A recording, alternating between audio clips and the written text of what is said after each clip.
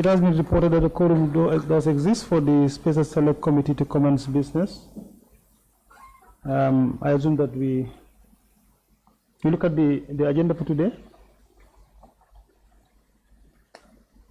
Yes, I move that we adopt the agenda. Right, it has been moved and seconded that we adopt the agenda for today, Monday, 28 July 2025. Thank you so very much. Good morning to our witness for today. Good morning, Council. Good morning, colleagues of the Special Select Committee, media. All protocols duly and respectfully observed. Good morning, Mr. Njie.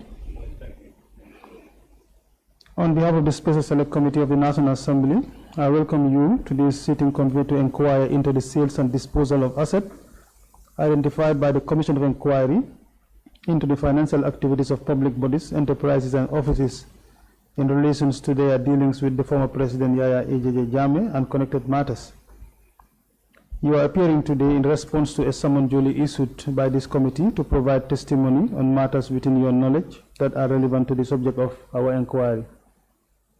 Please be reminded that you are appearing under oath and pursuant to the provisions of the 1997 Constitution of the Republic of the Gambia. It constitutes contempt of the National Assembly to knowingly withhold, misrepresent, or conceal any information relevant to the committee's work.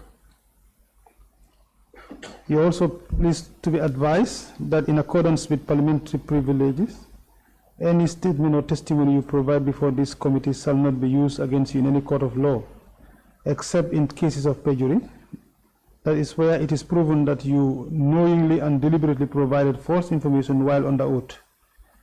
You are therefore expected to cooperate fully and provide truthful, accurate, and complete responses to the questions posed to you, whether by the committee's lead counsel or by honorable members of this committee. The committee appreciates your presence and expects your utmost candor and cooperation throughout this proceeding. Thank you, Mr. Njie, once again. First, we will get into the affirmation of oath before we pass the baton to the lead counsel for testimony for today.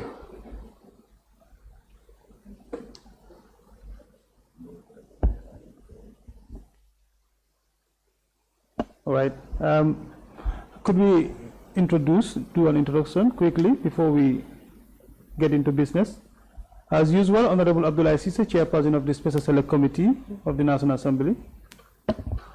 Honorable Madi Sise, Vice Chair. Honorable Sirif Sar, Member. Omar Jame, Member. Honorable Alhaji Mbo, Member.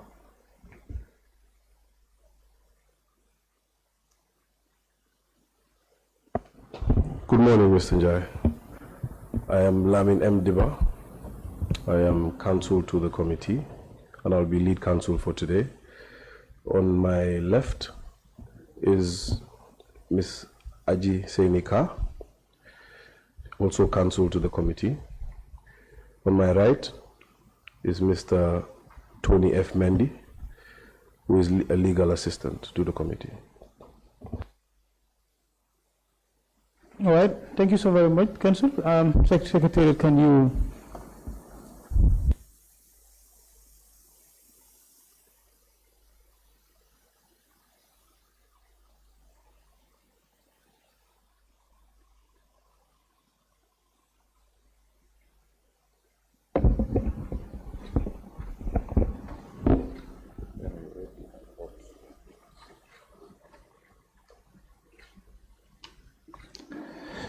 I, Alieu Njie, do solemnly, sincerely, and truly swear that the evidence I shall give before this committee shall be the truth, the whole truth, and nothing but the truth.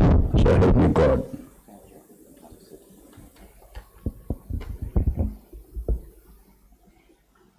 Thank you, Mr. Njie. Council?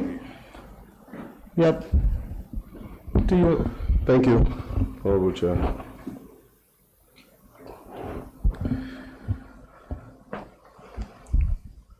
Good Good morning once again, Mr. Njie. Morning. So I would ask that, even though I am well aware of your names, I would ask that for the record, you state your names and just a very brief background of your professional life.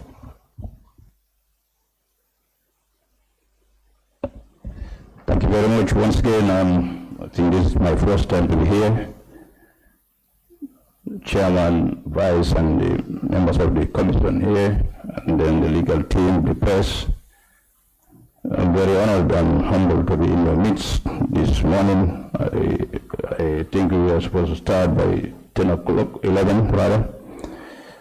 But all the same, my name is Alieu Njie, Secretary to Cabinet and Head of the Civil Service. Basically, I'm from the provinces, a village called Sarah Glory. Not well known and so on the map, but because it's a small community, I attended Samatako Primary School, which is 7 kilometers. You should be close to me. You're okay with that? Once again.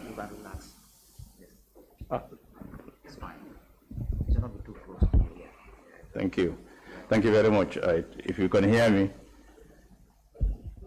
Can you hear me now? Thank you. I attended Samatako Primary School, 7 kilometers from my village. First person to attend the primary school in my village. Finished that, attended St. George's Basse, started the teaching in 91 in Block. Went to Nigeria to study. I did my A-level and O-level and A-level in Sokoto, both Sokoto State College of Arts and Science and the Haliru Benji College of Arts and Science in Sokoto. Attended my university also in the same city in Nigeria. Came back, joined the civil service. Was at PMO briefly for complete 1 year. Moved to the office of the president, where I was a cadet administrative officer, then the administrative officer, assistant secretary, senior assistant secretary, principal assistant secretary, deputy permanent secretary, and permanent secretary during the former regime. When I was SAS, that is senior assistant secretary, I went to University of Manchester, that is in the United Kingdom, where I did my master's in international development management. Came back, then was through the ranks as deputy permanent secretary and then permanent secretary. Then redeployed to the foreign service, that is in Venezuela, as a force secretary. It's a long story of describing that, why from permanent secretary to force secretary. But all the same is, I think it was just space issue. Venezuela for complete 6 months, then moved to London. I was redeployed to London, force secretary, then councillor, deputy high commissioner, and then charge the affairs, which is complete 10 years. I was in London at the diplomatic mission. Came back, then appointed as permanent secretary at the Ministry of Environment, 6 months, then moved to, then appointed as secretary to cabinet. Again, that is 1 year plus, and then appointed as secretary to cabinet and head of the civil service, which I'm holding now.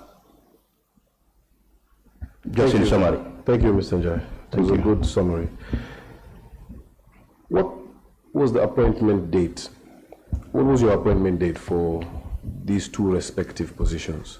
And please, if you may elaborate, it seems as if when you were appointed as Secretary to Cabinet, it was not fused with the role of Secretary General, or is it the other way around?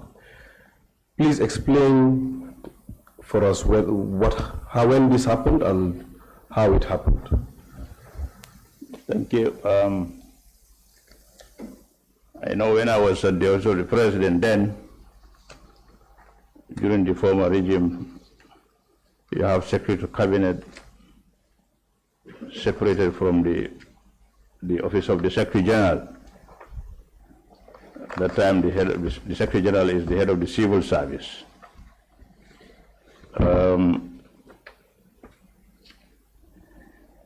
When I became the Secretary of Cabinet, there was also the Secretary General head of the Civil Service. That is,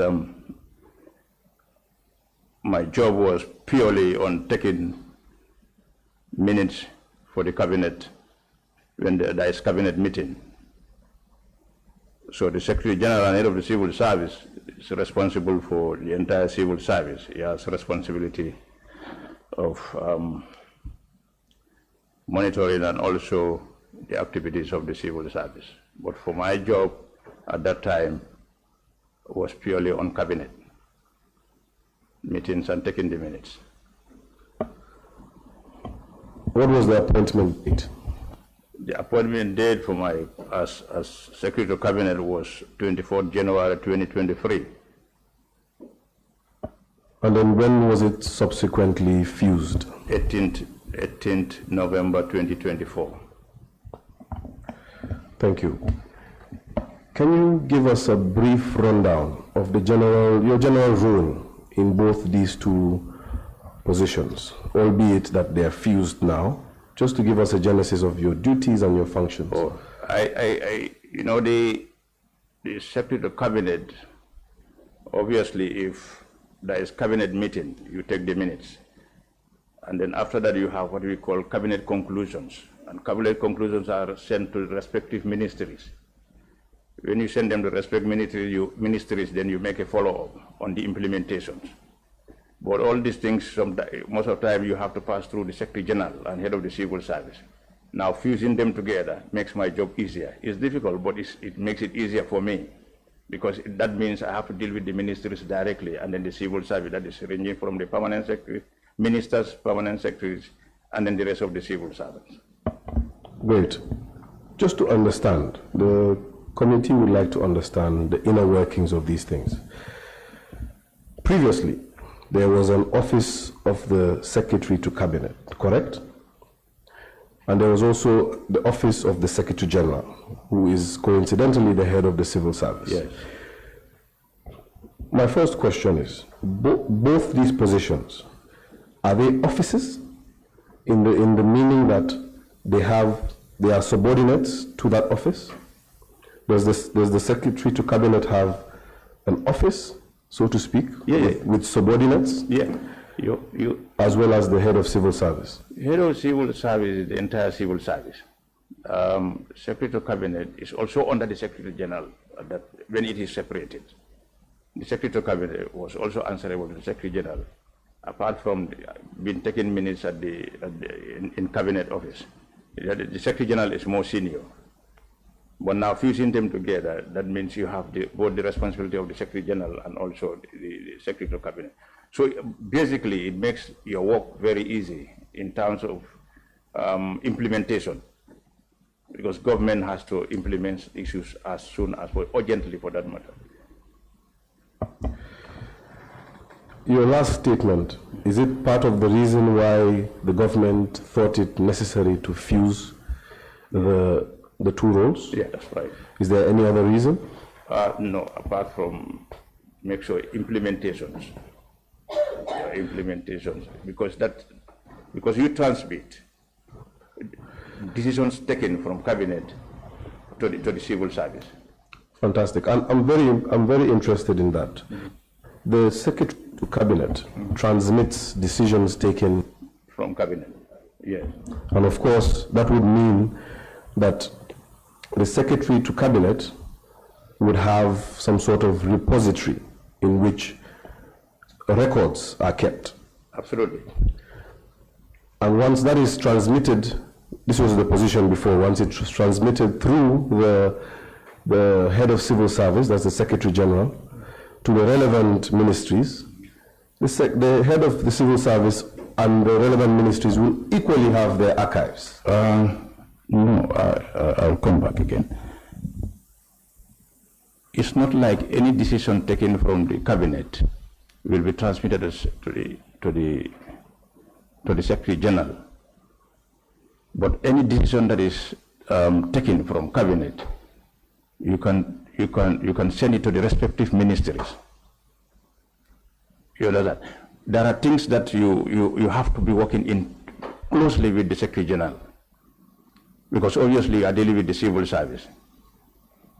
Most of the things that you are dealing with, you have to send them through the Secretary General, then filter to the civil service. But now as Secretary of Cabinet and head of the civil service, it'll help me deal with them directly instead, going anywhere. Obviously, let's take an example, just a basic one. You are the Secretary General, and then I'm the Secretary of Cabinet. Decisions are taken and they're extremely urgent. Now it is sent to your office and you travel. When shall that happen? Maybe the person has traveled for, like for example, what happened to me, I went for Hajj. A letter was sent to me, I did not see it for complete. We'll get to that. You understand what I mean? You know, these are some, I'm just giving you an example. When things are delayed, obviously, but this is better off. I very much like your example. We'll get to that. If you may just confirm. Now, let me rephrase the proposition. The Secretary to Cabinet, after decisions are made in Cabinet, would minute whatever decision is made to the relevant ministry. And of course... Not minute, you send a letter. A letter? Yeah. Point of correction, thank you very much. You would send a letter to the relevant ministry. And of course, the Secretary to Cabinet would keep a copy. And, okay. Thank you very much. Now, with regards to why you're here today, you initially received a summons from this committee, didn't you? It was a summons to produce. Would you like to confirm that? Yeah, absolutely, absolutely. Yeah, I received it. Yeah. A summons to produce some documents. Yeah, so. And of course, the summons suggested a few documents. Yeah, absolutely. Yeah. And in fact, you responded to that summons. Isn't that so? Yeah, that's right. You responded via a letter dated the 16th of July, 2025. That's right. That's correct. In addition to that, you made two statements on two different dates to the investigators of this committee. The first being on the 23rd of July. Yeah, yeah. And the second subsequently. Quite right. Before we move further, Honorable Chair, I would like to identify and mark those three documents. And for the purposes of this testimony, perhaps mark the summons as well. And I would suggest that we mark them SC 1 to 4, beginning with the two statements in their chronological order, SC1 and SC2, and then the letter dated the 16th, 25, as SC3, and then the summons issued by the committee as SC4. In the meantime, if the technical department can assist me with my mic, it's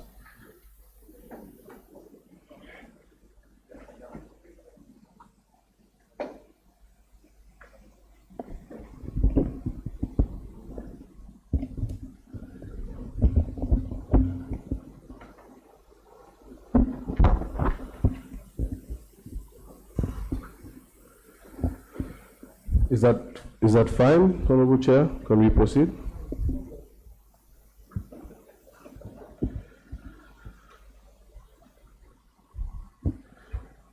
Perhaps if I may be forgiven, if the technical team can confirm that the mic is operational. Fantastic. Honorable Chair, SC1 to SC4.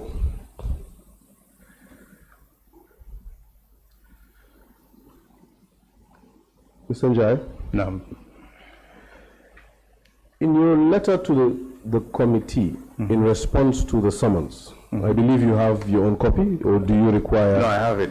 Fantastic. You stated that you had no records or documents in your possession concerning the work and implementation of the Janneh Commission. Isn't that so?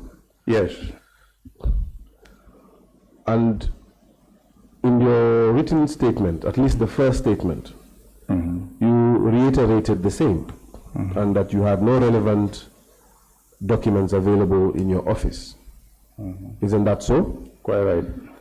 Before we move on, if I may ask that you do the tedious job for me of just reading out the letter dated July 16, 2025, which is SC3 in our records. Please read it out. We are very patient, as slowly as possible, as clearly as possible. Thank you. The subject matter was response to summon from Special Select Committee on Sales and Disposal of Assets, Referent Committee summons dated 14 July 2025.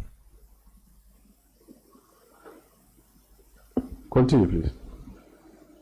I acknowledge receipt of the summons dated 14 July 2025 issued by the Special Select Committee established by the National Assembly to inquire into the sales and disposals of assets, identify the commissions of inquiry into the financial activities of public bodies, enterprises and offices as regards their dealings with former President Alieu Njie and connected matters.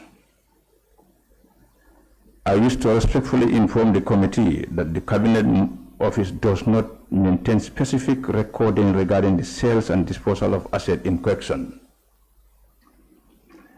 The nature of the Cabinet proceedings primarily involve policy deliberation, decisions on government business, administrative coordination rather than the operational management of the asset disposal or commercial transactions.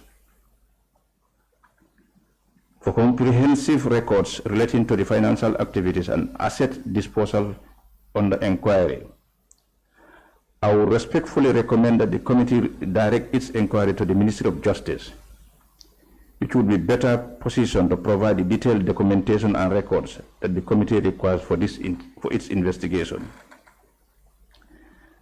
The Ministry of Justice would have maintained the relevant files and documentation relating to the Commission finding and subsequent actions taken regarding the identified assets. Given the above, I respectfully seek the committee's indulgence to dispense with my personal appearance before the committee. While respectfully requesting to be excused from personal appearance, I wish to emphasize the current administration commitment to transparency and accountability. Should the committee require any non-classified information that falls within the proper scope of Cabinet Office records, I will be prepared to provide such information in written form subject to appropriate legal and constitutional safeguards. I trust that the committee will recognize the Cabinet's commitment to supporting the committee's important work within the appropriate legal boundaries. I am confident that the Ministry of Justice will be able to provide the committee with the substantive records and information necessary to its inquiry. I remain available for any further clarification that may be required. Thank you, Mr. Njie. And I'm happy that the letter concluded with "I remain available for any further clarification that may be required." In fact, the committee would wish to clarify an issue. And perhaps if you can explain what the relevant legal boundaries you refer to in your letter would be. The legal boundary that I was talking about, for example, you know, the task force. In fact, it's this morning that I got another, while we are searching, because I make sure that I wanted to provide sufficient information for you. If you look at my first appearance, the first appearance. When you say my first appearance, you mean the investigators. The appearance with the investigation team. Yes. Whatever, yeah. I did not come with anything. what I discovered, because I told them that I have been coming to the office during the weekend just to make sure that I get this information intact. We could not see anything. But I keep trying, you understand, just to make sure we get this information. Because I was also interested in the information you are requesting for. It's not like it's only for you. When I saw the letter, I was very much interested, because when it started, I was not around. I was not in this country. So obviously it is also my desire to know what was happening as a Secretary of Cabinet. So we keep coming to check during the weekend, and then we could not see anything. But then when I came here, they gave me some papers, some documents. I'm coming. It's leading to that. I'm coming. Just give me 1 second. Just kindly just answer the question first, and then we will allow you the latitude to explain how you want to explain. No. What I mean is, I'm talking about the legal distance that does not go beyond my boundary as Secretary of Cabinet. That was what I was referring to. Can you say that again? I don't want the legal thing that you are asking. I don't want to go beyond what is beyond the Secretary of Cabinet's responsibility. Can you please elaborate on that responsibility? Like, for example, when you are Secretary of Cabinet, you are a member of the subcommittees, cabinet subcommittees, but you are not a member of the Ministerial Task Force Committee. But you do take minutes for cabinet itself. Cabinet, yes. The main cabinet body. But you are not a member of the cabinet task force. So how does that relate to any boundaries that you refer to? Yeah, if it is not your domain, you cannot. That is it lies in the hands of the Secretary General and Head of the Civil Service. Just a question for the purpose of enlightenment. Mm-hmm. The subcommittees of cabinet, mm-hmm. do they eventually report to the whole cabinet? Cabinet, yes. And you sit in cabinet as the master of records? Yeah. So can we reconcile that statement that it is beyond your bound as Secretary to Cabinet? No. If you are the master of records of Cabinet, and if you can allow me to land, and the ministerial or subcommittees of Cabinet in effect report back to Cabinet. No, I don't think that you know, like, for example, the cabinet secretary take minutes of what has been reported back, but you are not a member of that task force. That is understood. Yes. Of course, the task force would report back to the nitty-gritties, yes, of what their function or duty entailed, back to cabinet, and then cabinet would be abreast with the issues, wouldn't it? Yeah. So that's true. What I'm trying to say is, how this thing was done, I was not aware and I was not around. So obviously, so how it was done, that was not to my knowledge. So what I'm saying is, what I have now is only the records of that, what has happened. What has happened, I have the records of that. But how it was done, I will candidly tell you that I was not aware and I don't know how it was done. What I know is I have the records that I can present to you. So you confirm that you have the records? Yeah, how it was, like, for example, you said minutes of meeting of cabinet establishing the ministerial committee. What are you reading from? The letter that was sent to me. The summons? Yes. That was sent to you before you sent your response? Yeah. The summons that prompted your response that you don't have any records? Yeah. This one I got it even this morning. So that means you did not make any effort to verify whether such documents existed at the time the summons was issued to you? No. What I'm saying is, I think that's a serious allegation. What I'm saying is, because when I got the summons, when I returned, I saw the summons, I involved my team quickly. Can you elaborate? You mentioned when you returned. Returned from? Hajj. I was away from... So you took leave from your office? Yeah, exactly. Before you explain, your office, you had previously mentioned that your office is indeed an office and you indeed have subordinates. Yes. And when you go on leave, what are the protocols put in place? Does work come to standstill, or do you hand over? No. Explain to the like the cabinet. At the moment, I'm the only secretary to cabinet. You understand? So when things are, ministries submit papers, what we call CPs. So all these CPs are put together.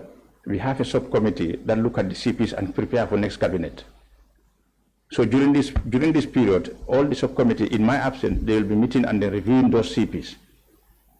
They are the people reviewing the CP even in my absence, so it cannot stop it. What is a CP for the purpose of the record? Cabinet paper. Thank you. Cabinet papers are reviewed by a committee, and that when we review it, we look at what needs to be added or what is missing, to look at some of the templates, and then we send it back to ministries. Tell you, look, your paper is prepared this, but it's not the right way. Do it this way, and this is what we are looking for. So it doesn't stop even when I was away. I appreciate that. So basically your answer is that when you're away, it doesn't stop. Work does not stop. No, it cannot stop. And a summons was issued Yes. by this committee. You have confirmed that. Yeah, And you've also confirmed that the summons suggested a few documents. Perhaps for the benefit of the record, if you may read out the suggestions from the summons. What documents? You need not read the entire summons, just the documents that were suggested. Sure. 1 minute of meetings of the cabinet establishing ministerial committee in relation to the commission, including membership to the said ministerial committee. All minutes of the meeting of the said ministerial committee. All the minutes of meeting, reports of any technical committee to the ministerial committee. All reports submitted by the ministerial committee to the cabinet. All correspondence by the ministerial committee, whether internal to cabinet or other institution or other individual. Any other record or information relating to the said ministerial committee. Any information relevant to the committee. So, Mr. Njie, that was a letter issued for the summons of the documents that you have read out. Yeah. And of course, the last document was an open-ended request. Rather, the last item was an open-ended request for any document relevant to the work of this committee. Yet, on the 16th day of July, you responded. And your response, if I may quote you loosely, was that your office does not have any records pertaining to the work of this committee. Is that correct? Yes. And today, you have just mentioned that you have records. Is that correct? What I got today, yes. At the time you were issued the letter, the summons rather, and at the time of you responding to the summons through your letter dated the 16th of July, and equally at the time of making your first statement, did you make any effort to verify whether any of the documents listed as you read in the summons existed in cabinet archives or in your office? Yes, I know when I came back also, when I say when I came back, it's the same thing. We check in our records, because obviously when we prepare the cabinet conclusions, it is bind. You bind it. And then that is what we go through. Where the cabinet conclusion is, that's where we extract. But this particular issue, we could not see. Which particular issue? That is in the summon. So some of the issues. Some of the issues, or there is a particular issue? I think I can say some of the issues. I can use some of the issues. Let's go through the issues one by one. Your letter basically refuted the existence of any minutes of cabinet, any minutes of meeting of cabinet establishing the ministerial committee in relation to the commission, including membership to the said ministerial committee. Are you telling us that cabinet does not have record of it establishing the ministerial committee? That because now I have it. The first one I concluded because I did not have it and I did not see anywhere, and even my team told me that we don't have it. Was a search conducted? Yeah, no, that's what I'm saying. 2 weekends we've been coming to the office just to search. If you had sent me this even without a summon, I would have been interested to know all these procedures. Even before, when we made the search, we definitely searched 2 weekends. When you say 2 weekends, you mean 2 Saturdays and 2 Sundays? 2 Sundays. So 4 days? 4 days. You were searching? So, but what do we discover? The office must be massive, Mr. No, it's massive. It's massive. If I tell you that, but we have records. We have records. So the conclusion was we don't have it. So, but then we did not end like that. We also said, let's check other files. So where did you find these I found it in a closed file, that is what we call PRC, private and confidential. That is how I discovered this letter, this morning in fact. So you had not checked the closed files at the time of the issuance of the summons? Yes, I did not check closed file, but also the problem is letters without references is always difficult to check. What do you mean by letters without references? Like, for example, everything of like this. If it has a reference, like you say, okay, National Assembly 1/2/ blah blah blah. It's easy to check that file. Yes, but like but without that, you cannot trace it. But with respect, Mr. Njie, those references are internal references for cabinet. Yeah. And in fact, you just mentioned that. I'm coming. Allow me. Don't rush. Let me help you. Allow me, please. Okay. Yeah. I am the one asking the questions. You just mentioned that it was a closed and confidential file. So there was no possibility of us knowing any reference, would there? That is an unreasonable ask for Parliament to know the reference to any documents. It is rather the Secretary to Cabinet who should know all the references. Once a subject matter has been brought to your attention, you should cross-reference with your reference archive. Isn't that so? You're coming back to the same thing I'm telling you. What I'm saying is the same thing. If you don't have a reference, that means you just have to search blindly. You understand? Just to try to trace. You do everything possible. So now we search all what we have in stock. We did not have it till when we discovered it this morning somewhere in one of the files. This morning, as I said, the extra document that I'm telling you, if you look at it from the Ministry of Justice, that one was extra. It's not even here. And I gave it to the investigators because we saw it in the file. We said, okay, this guy was part of the committee and he was inviting them. Probably if they contact him, they will be able to provide information. When did you give it to the investigators? In the second day. So, Mr. Njie, in effect, what we're saying is that a search conducted in 4 days after the issuance of a summons could not yield any result, but a search conducted today is the 28th, right? 28th of July, 2025, the morning of your appearance before this committee, suddenly records appeared. Is that what the committee should accept from you? Or rather should believe? It depends on how you perceive it, because if you know how records are done, it's not like I personally as Secretary of Cabinet, you understand, we know everywhere where the records are, but when it is within the Cabinet office, it is in bulk. You start from one book to another, and you look at the dates. When was this? I never knew when it was done. If I can tap from your experience, of course you're a more well-versed administrator than I am, or that I could wish to be at this very moment. Can you enlighten this committee what the purpose of records are? Wow, that's it's not very complicated, but it's something that in every institution in the civil service has what we call a records office.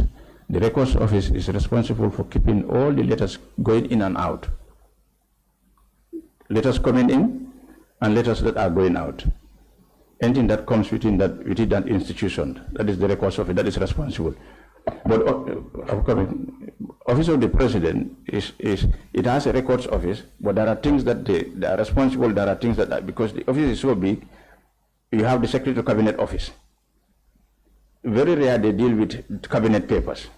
And then also there are letters that we call confidential that are sent to the PRC file.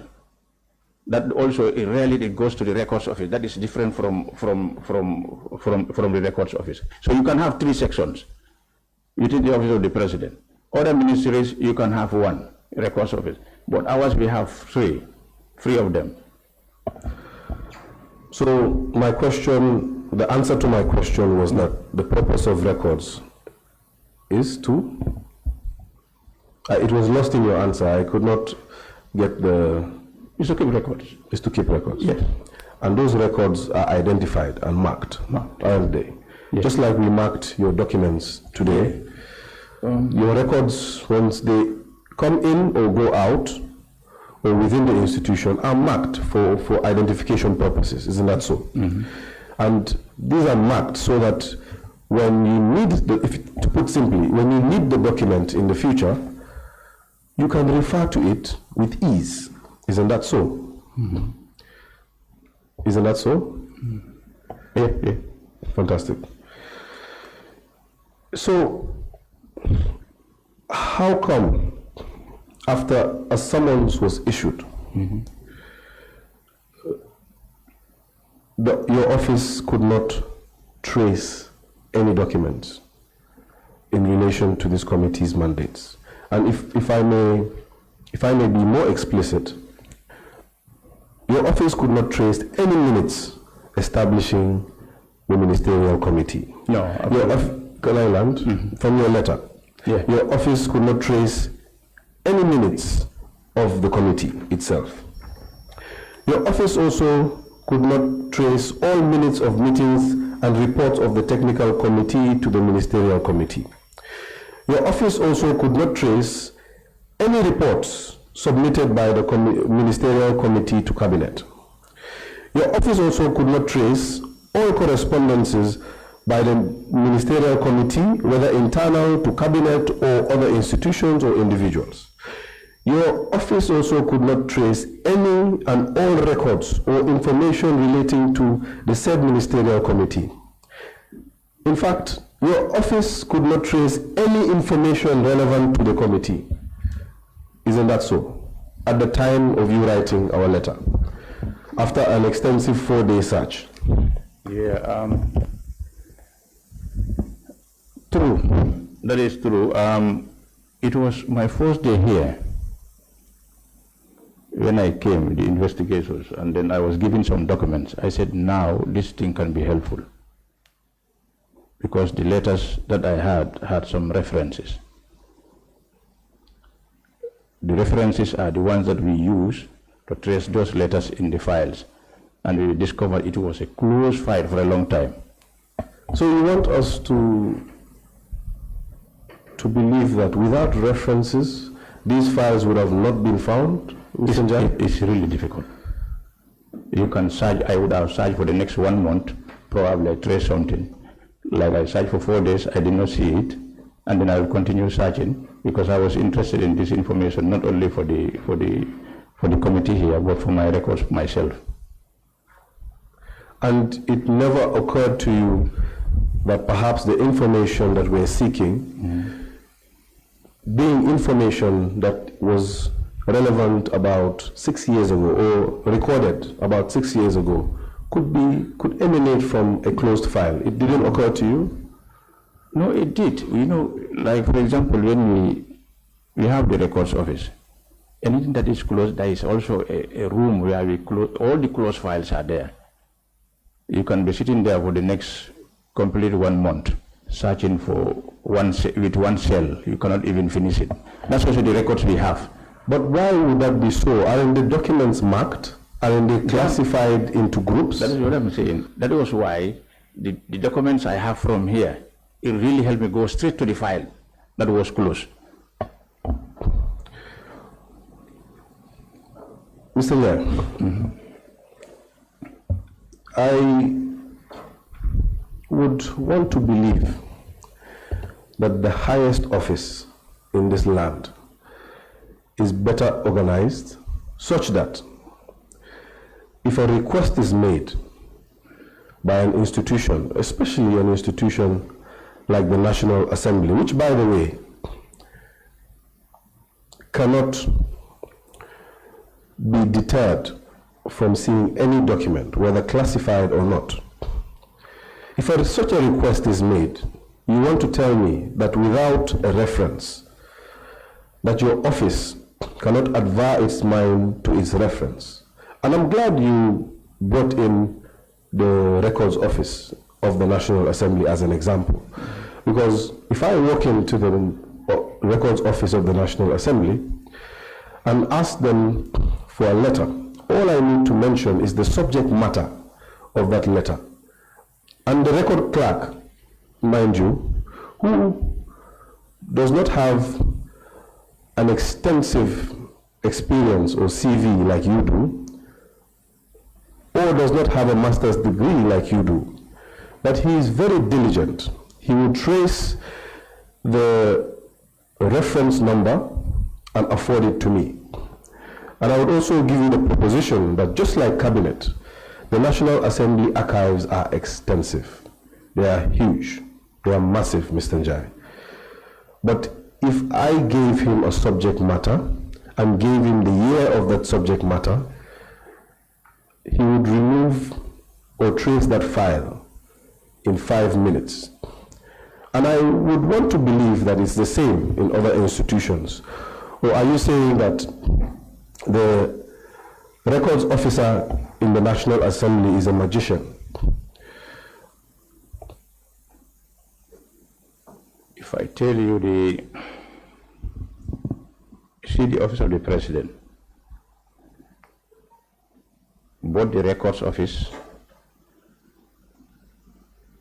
and the cabinet office has information that back to 1970s, most particularly the cabinet office. And then with all due respect, Mr. Njie, we are not talking about a subject matter that was in this. Yeah, but if once your answers need to be directed to the relevant topic at hand. We are talking about the Janneh Commission. And the time frame for the Janneh Commission will be from 2017 to date, as it regards your office. So with all due respect, if we can limit our considerations to that time period. Because Janneh Commission, I was not around. I'm coming because I was not around. But I made every effort to make sure that I get this information. I know it is one way or the other you will get something out of it. However long it is, because you requested for it, and then it took me, I said, 2 weekends going to search for it. I did not see it, but then still now we continue doing it. We continue. That is why when I got the letters here from your office, and then when I went back, I was able to trace it. And I even provided information that we are not even, I think, no, but you generalized, you said any order. That any order help anyway. That is why I was able to provide that letter. So the records are intact. You can get information within a short period. But most of the time, very helpful if you have what we call a reference number. So we can get information in a short period, you confirm? Very short period. Very short period. But it needs thorough search in terms of it is already closed. But if you have a reference number, you should be able to get it. So let me if you have a reference number, you can easily get it. Yes, but with all due respect, Mr. Njie, the reference number is an internal mechanism. Would you know the reference number of a National Assembly document? Yeah. No, you wouldn't. No, yeah. You would? Yeah. So you are. There is a specific file for it. I see. Every institution, there is a specific file for it at the office. And you as an outsider would know that? No, you will not know, except if you ask for it, they will obviously open it straight away and they tell you national assembly reference so and so and so. And that is my point. Yeah. We asked for certain documents Yeah. with a very distinct subject matter, very clear subject matter, the Janneh Commission. We went ahead, rather the committee went ahead to list 6 inferential documents and a 7th to open it as wide as possible for any relevant, any relevant document to the committee. Your response was that you do not have these documents. Yeah. Fine, let's proceed from that. Yeah. I wish to understand, is it your evidence that all the records that we ask for, all 7 of these items, are in a closed and confidential file? Yeah. Is that your evidence? Yes, sir. Honorable Chair, I want the record to reflect that clearly, that everything that was entailed in the summons. No, hold on, Mr. Not everything in the letter is in a closed file. What I'm able to provide is what I found in a closed file. It's not everything is in the closed file. So where are the other items? Exactly. That's what I'm saying, because obviously when the task force was created, it was under the Ministry of Justice. So obviously we don't have the records of that. But you have records of report to the cabinet by that ministry, by that committee rather? Yeah, I have the task force report. I've seen it. And was that in a closed and confidential file? That's right. Fair enough. Let's go to the second page of the summons. No, start with the first one. Okay, let's start with the first one. As you please, Mr. Njie. Number 1, minutes of the meeting of cabinet establishing the ministerial committee in relation to the commission, including membership to the said ministerial committee. Is it your evidence that the establishing of the ministerial committee could not be seen by you and you had to get a reference to get us the minutes of cabinet? No, that's the one I'm telling you we showed this morning. What is that? That is a report? No, the establishment of the task force. And where was that found? In the closed file. In the closed file? Yes. The closed file that was very mysteriously placed? No, not mysterious, closed. Closed, yeah. But far from your reach? Yes. Indeed. Let's go to number 2. All minutes of meetings of the said ministerial committee. No. I give you that. I give you courtesy because you have mentioned that you wouldn't have those minutes. I would assume that for now, that those minutes are not with you. I'll give you the benefit of the doubt. Let's go to number 3. All minutes of meetings and reports of any technical committee to the ministerial committee. What is your response to that?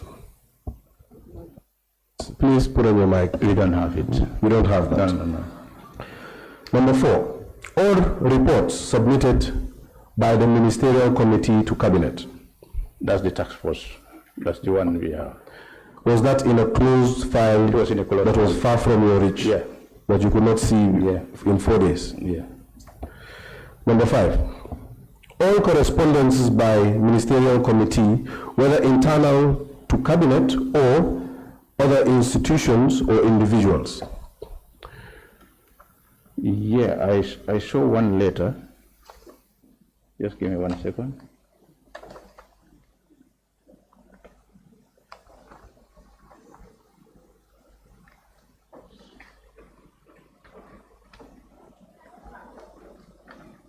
Yes, I have one.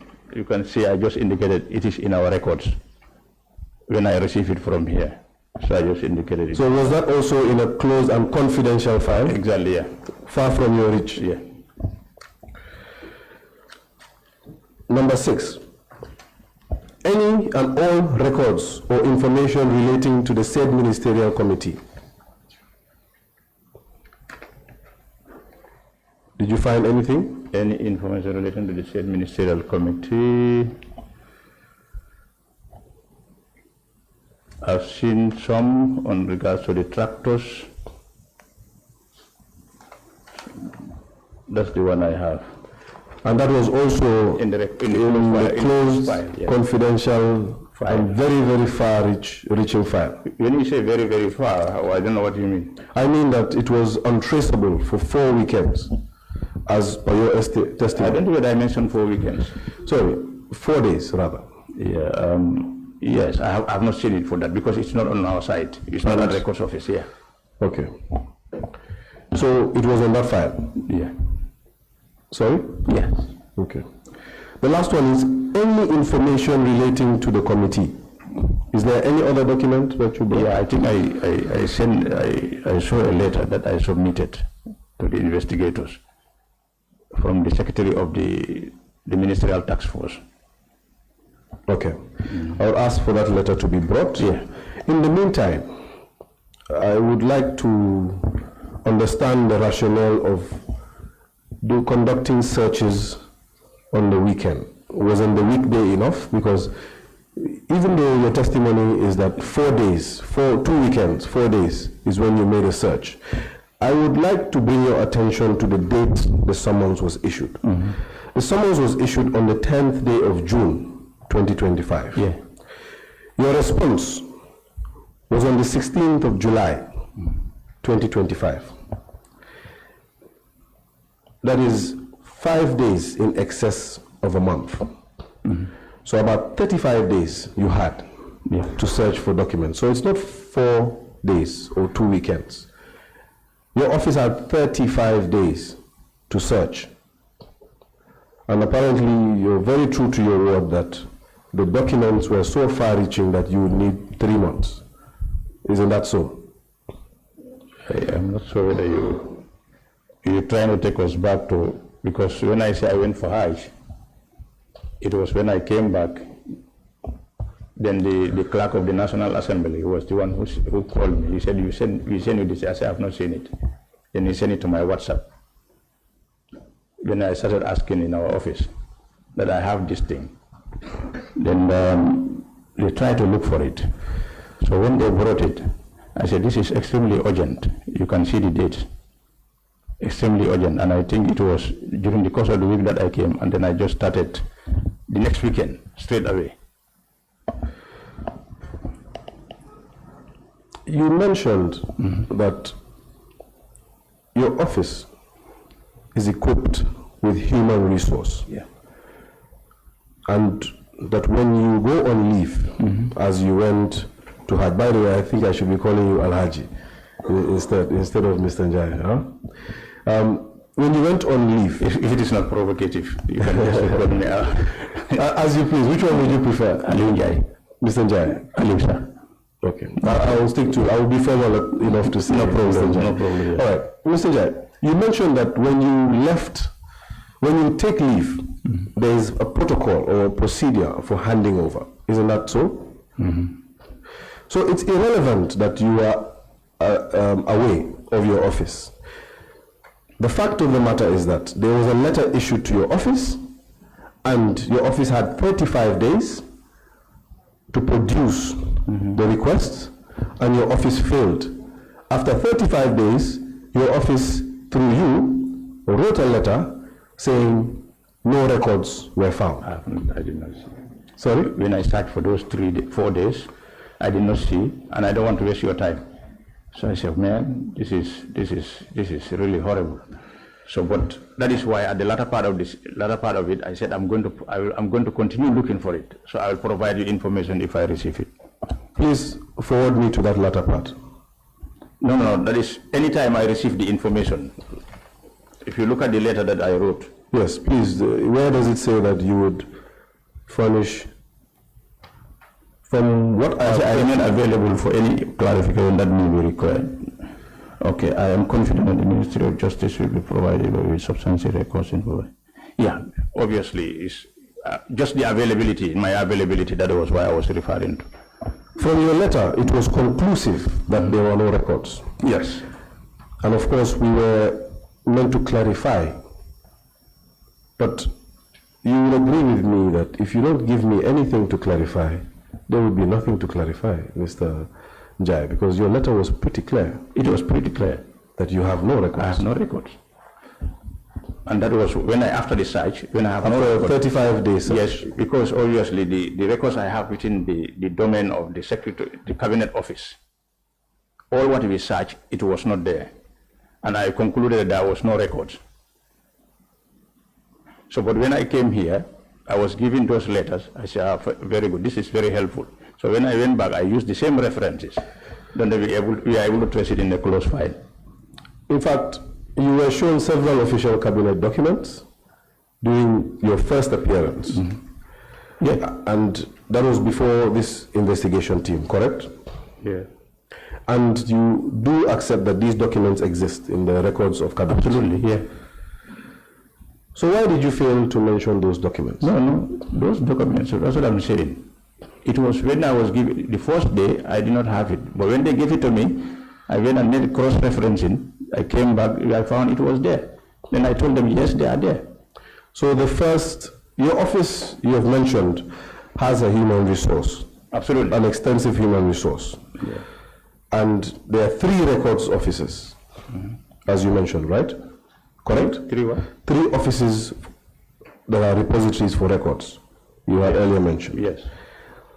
And all these 3 offices, I am assuming, are equipped with human resource. Absolutely. And they are under your direction. Yes. And since you laid the appropriate handing over records, procedures rather, before your exit, your temporary exit, or going on leave rather, if I may put it that way, there was a substantive holder to instruct these offices to search for the relevant documents. Isn't that so? Mm-hmm. If I would tell you, because even when I discussed with the chief of staff about the letter, he said they have not seen it. So yeah, it seems like your office has a serious impediment in searching for records. Are you stating that even a letter as recent, or rather a summons as recent as June of this year could not be traced by your office? You know, the letters sent to our offices are always recorded. When you bring a letter, they check the record books. Who delivered it, where it is coming from. But in this case, I got this from the WhatsApp group, that is from the clerk himself, the copy from the clerk, before I was even able to trace it in the office. When you say the clerk, you mean the clerk of the National Assembly? Yes. Who in fact is our chief investigator, if I may. Yeah, he's the one who even gave me the letter. He said, we sent this thing to you. Yes. I said, to be frank with you, I have not seen it. But give me time, let me look at it, look for it. Can you confirm that your office also did not see it? No, at the end when I asked them, I told them I have this from the clerk of the National Assembly. They also went to search, and then they saw the letter. Obviously, they gave it to me. I told them that I have received it now, and then we take action on this basis. If I may sidetrack just a bit. I came into public service in 2019, if I may be honest with you, just to share with you. And I was exposed to the administration around about that time. And there's a funny instrument that lays at the records office. They call it a weigh book. Why they call it a weigh book, I don't know, because it doesn't weigh much. But that weigh book, every single transaction that occurs in the records office is recorded in that book. Does your office have a similar book? They have it. Do you also call it a weigh book? They call it a weigh book. Does it weigh much? It weighs much. It does. Okay. That weigh book, what's the purpose of it as an administrator? The purpose is to track every letter that is sent into the office and any letter that is sent out of the office. Precisely. Yes. Did it require you being prompted by our chief investigator, which is a courtesy, by the way, because the clerk is the chief investigator for this committee, extended you courtesy because once again your office failed to track records. It seems like there is a serious issue of tracking records in your office. Couldn't the way book be much of aid at that moment? Yes, but what I'm saying is, the main records office, it did not go there. They did not send the letter directly to that office. Because when we went to the main records office, it was not there. Okay, so out of the 3 records office, there's a main one and there's a main one, yeah. Okay, can you explain to us? If you don't give us full and frank disclosure, we will not understand. Now, because explain to the committee how it works. Yeah, because when I started explaining some time ago, you say I'm going too long. So you say come direct. So now you are asking me again to give you explanation. So the explanation is very simple. 3 records office. Okay, I'm sorry, Mr. Njie. No, it's all right. Okay. It's all right. The records office, you have the main one. The main one is for the entire office of the president. But then the other one is that is my own office, that is the cabinet office. So if letters like this are addressed to the Secretary of Cabinet, the main office will just forward it directly. Instead of entering it into the webbook, they will just send it to the cabinet office instead. So the other one is the confidential, where we have the confidential letter. It's sent straight to where we have the confidential files. So that one also, nobody opens it. And that is why it is recorded. It also has another waybook. So you see, you have 3 waybooks. You have 2 different types. And did you search all 3 waybooks before issuing your letter? No, I did not search for all 3 waybooks, to be frank with you. Mr. Njie, are you aware that failure to disclose material documents to a committee of the National Assembly, talk less of this committee, may constitute a serious breach? I see not. Can I go ahead? Please do. I'm a public servant. If you ask for information that you require to know, I do not have it, I did not give it to you. I see it as a disrespect if it is me, personally. And I become very furious. I become very serious, very furious if I seek for information from any civil servant or any other institution and then you fail to provide it for me when you have it in records. But personally, what I don't like also is lying. Because obviously lying is not something that you learn. It's morality. So nobody can take me to the route of lying. From home to your kids to people that you work with. That is why I report to my office 5:30 a.m. It's not even, there's a 5:30 a.m. I come to my office because you're working with people, you come to office late, you're disrespecting those people. That is number 1, disrespect. And I hate it. That is why when I came here at 10 o'clock, I thought it was 10 o'clock, the meeting. They said it's not enough. I have to bump into a ministry just to check how they are operating and to see how whether people have started coming to work or whether they are at work. So obviously, this information is not only important to the committee. I know it's important, but it's important to me and it's important to the Gambian people, which I respect, highly respect it. Whether it ends today or whether it continues, I'm going to look for more information if I even see it, because I always want to read. I always want to know. So obviously, these are some of the things. Thank you. Just to borrow your words, I can tell you, if not Parliament, this committee is indeed furious. And given that you later acknowledge the existence of these documents, that is in your second statement, can you explain why they were not disclosed from the onset? You disclose something that you see. So you stand by your testimony that you could not find? I could not find at the beginning. Despite the existence of a waybook, despite the existence of references, and despite existence of files? No, come again. I said when I received the references, I was able to trace it. But the references are your references, correct? That's what I'm saying, yeah. They are references for the office of the secretary to cabinet or cabinet references? No. They are not? They are not, no. Okay. That's what I'm saying. You have the private section, and this was in a PRC file. So what is PRC? It's a confidential file. What is PRC? Yeah, that is personal and confidential. But what is it? What is the nature of it? Isn't it a reference? It's a reference number. Yes, indeed it is. Yeah, but it's not like for everyone to see it. Yes, but this is a committee of the National Assembly. No, not regarding the committee. We're talking about, like, for example, I may not be privy to see the PRC if I don't deal with that issue. And nobody will see that if it is not assigned to that. It's like, if it is not assigned to you, you cannot know. Help me understand, Mr. Njie. Are you not the master of records in cabinet? I am the master of records, yes. Do you want this committee to believe that there are records that you are not privy to as the master of records? At the moment, all the records, I know them in our office.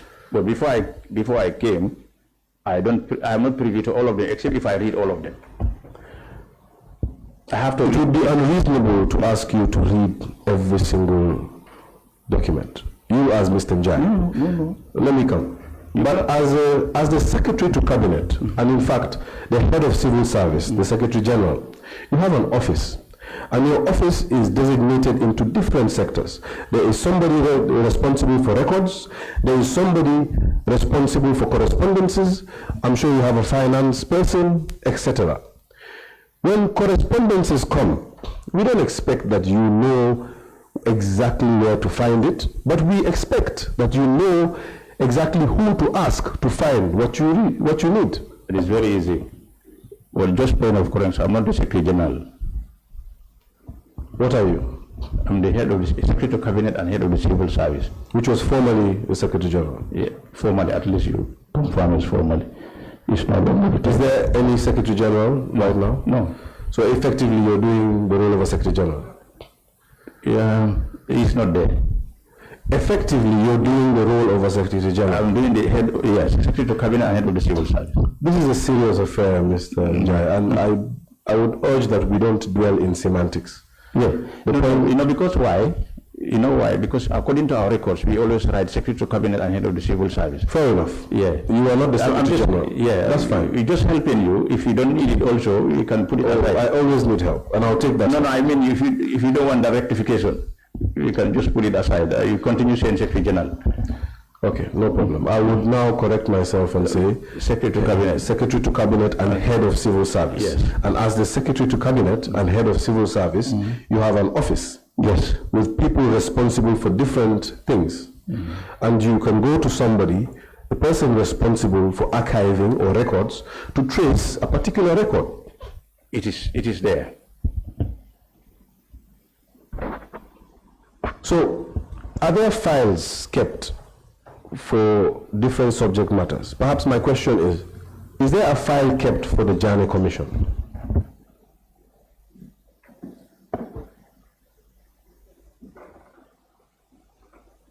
You said different subject matters.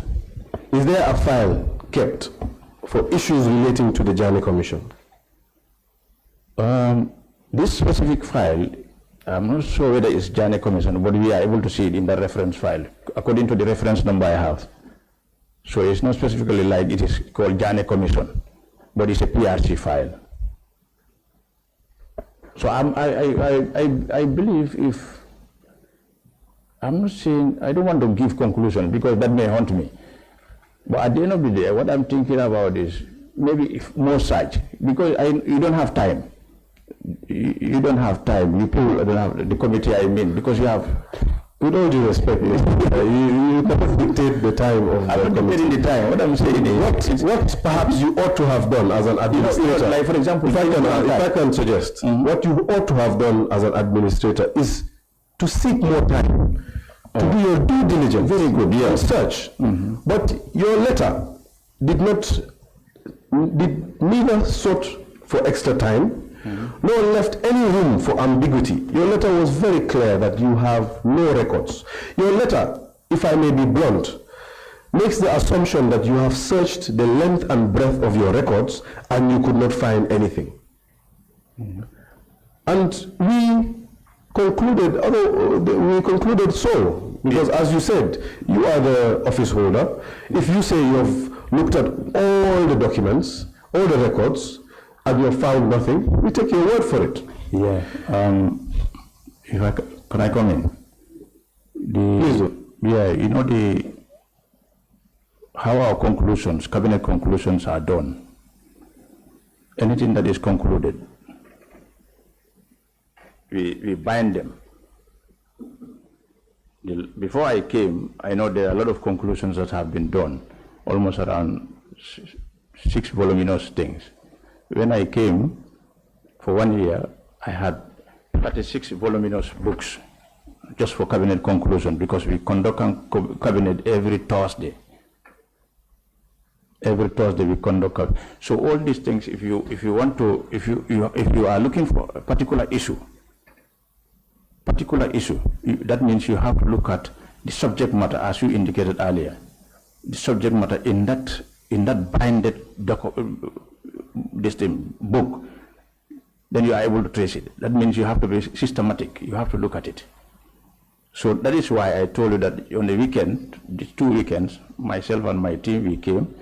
Not only the binded document that we looked at, but we also look at the CPs, whether there was any CP regarding this. So that's why when I did not see it, I said, why should I waste these people's time? But your suggestion is also good. If I requested for more time, I think it makes more sense requesting for more time than concluding. But obviously when I got the references, I was able to trace some of these documents, and that's what I have submitted.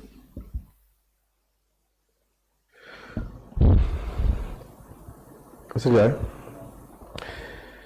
you keep mentioning the 2 weekends, and I would refute the 2 weekends respectfully and stick to my 35 days. You took 35 days, not 2 weekends. And in fact, the summons was issued on the 10th day of June, 2025. And the summons was issued on the 10th day of June, 2025. And the summons sought for submission before the 20th day of June. 10 days you were given.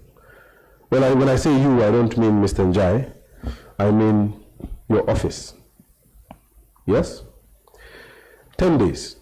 Instead, you took 35 days and responded in July, 16th of July, 2025. So with all due respect, you did not have any mind to safeguard our time. In fact, to put it in your own words, you wasted our time.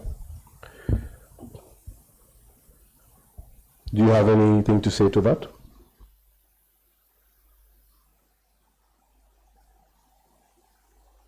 Your mic.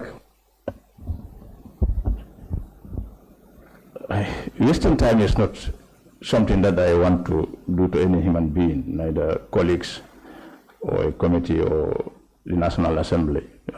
It's something that if that is how you regard it, I deeply regret it. But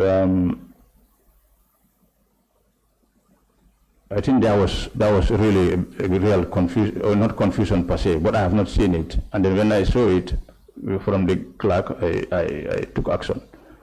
So it is I regret that if that is the case, this number of days. Yes, I want to say fair enough, but with all due respect to your office, and to you especially, I don't believe it is fair enough. In fact, your office should have been more diligent in dealing with the summons. I wish to ask you a very preposterous question, and that is, were you attempting to conceal the existence of any of these documents from the committee?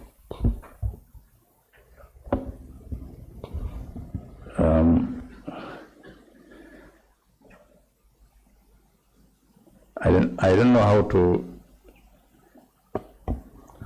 the word more than or better than denial Because Well, obviously, please say no. yeah, because Oh, yes. I wouldn't, that is what I was saying. That would be very disrespectful. And then, at the end of the day, what will I gain out of it? I don't think. I will not gain anything out of it except to help the system, because we're talking about transparency. So because I am in that position, that is why you asked me. Exactly, and we are not asking you these questions as Mr. Njie, Exactly. but as the Secretary. Exactly. Yeah. And it's something that I was not there. So obviously I would be very curious. I'm a very curious guy. I would be very curious to see this information and obviously to provide them to you as soon as possible as I get it. So what is the answer to my question? No, there is no way I can conceal that. Were you under any instruction or pressure to reveal or conceal these documents? Apart from my office, I have not even discussed apart from my team to get the information, I have not even discussed the matter with anybody. There is no way I can conceal that. It's not possible. That's not me. If we can look at your statement, your second statement.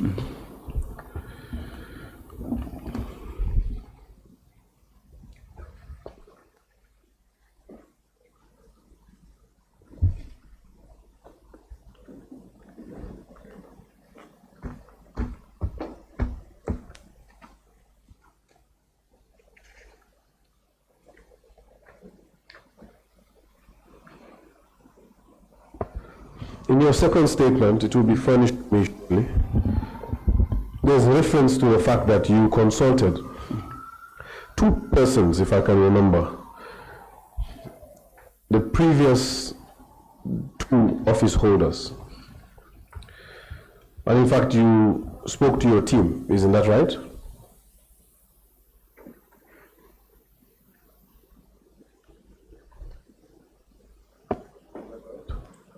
Who spoke to two persons who were your predecessors in your current position.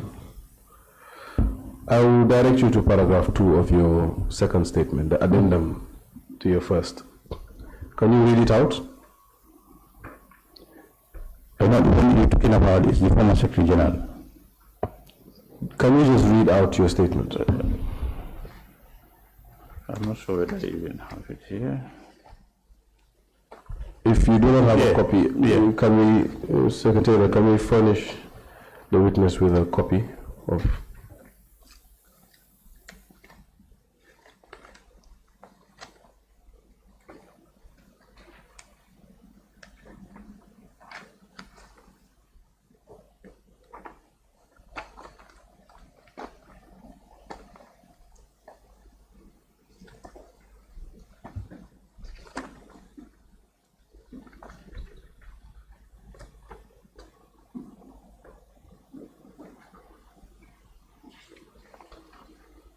Which paragraph?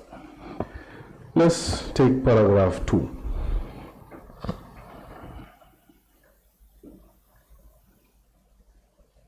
Yes. To begin with, I inquired with the current Vice President, that is Mohamed B.S. Jallo, who previously served as Secretary General and Head of the Civil Service, about this involvement in the Ministerial Task Force. He confirmed that he was never part of it and has not attended any of the meetings and did not sign any report, although his name appears on the document, and stated that he has no knowledge of how it was included. So isn't that somebody you consulted? Yeah, I consulted. I thought you said you did not consult. Oh, no, you're talking about concealing for somebody to, how do you call, conceal on the information that is required. Your mic. I only consulted him regarding the report. The report is only that thing that I asked him about, not any other thing. Not how I am going to come into whether I am coming to the National Assembly or coming to face the committee and all those things. But when I consulted him, he said, "What is it for?" I said, "This is the committee. I just saw this in the report. I've seen your name, and then it is not signed." Maybe the interpretation, if you don't understand it that way, but That was the only thing. Because I was ready to dig into everything to get information, to make sure I don't come here empty-handed. So yeah, No? the Janneh Commission submitted a report to cabinet, isn't that so? To the president. Are you also not aware of that? Or is that news to you? I don't know how to. What I'm saying is this. I know how I have records of it was established, but submitted there. Obviously, I have seen the report. Obviously, if it is in our records, obviously it must have been submitted. So is that a yes or a no? Yes. So the Janneh Commission did in fact So- submit reports to the president. And No, hold on. I did not say to the president. or it was not the president. Maybe to the cabinet. It may be to the cabinet. Yeah. You're not sure. No, the cabinet, obviously. It is in the our cabinet, records, obviously. yes. Yeah, Okay. cabinet office, yeah. So I would like that on record that obviously it is the cabinet who was submitted to. Yes.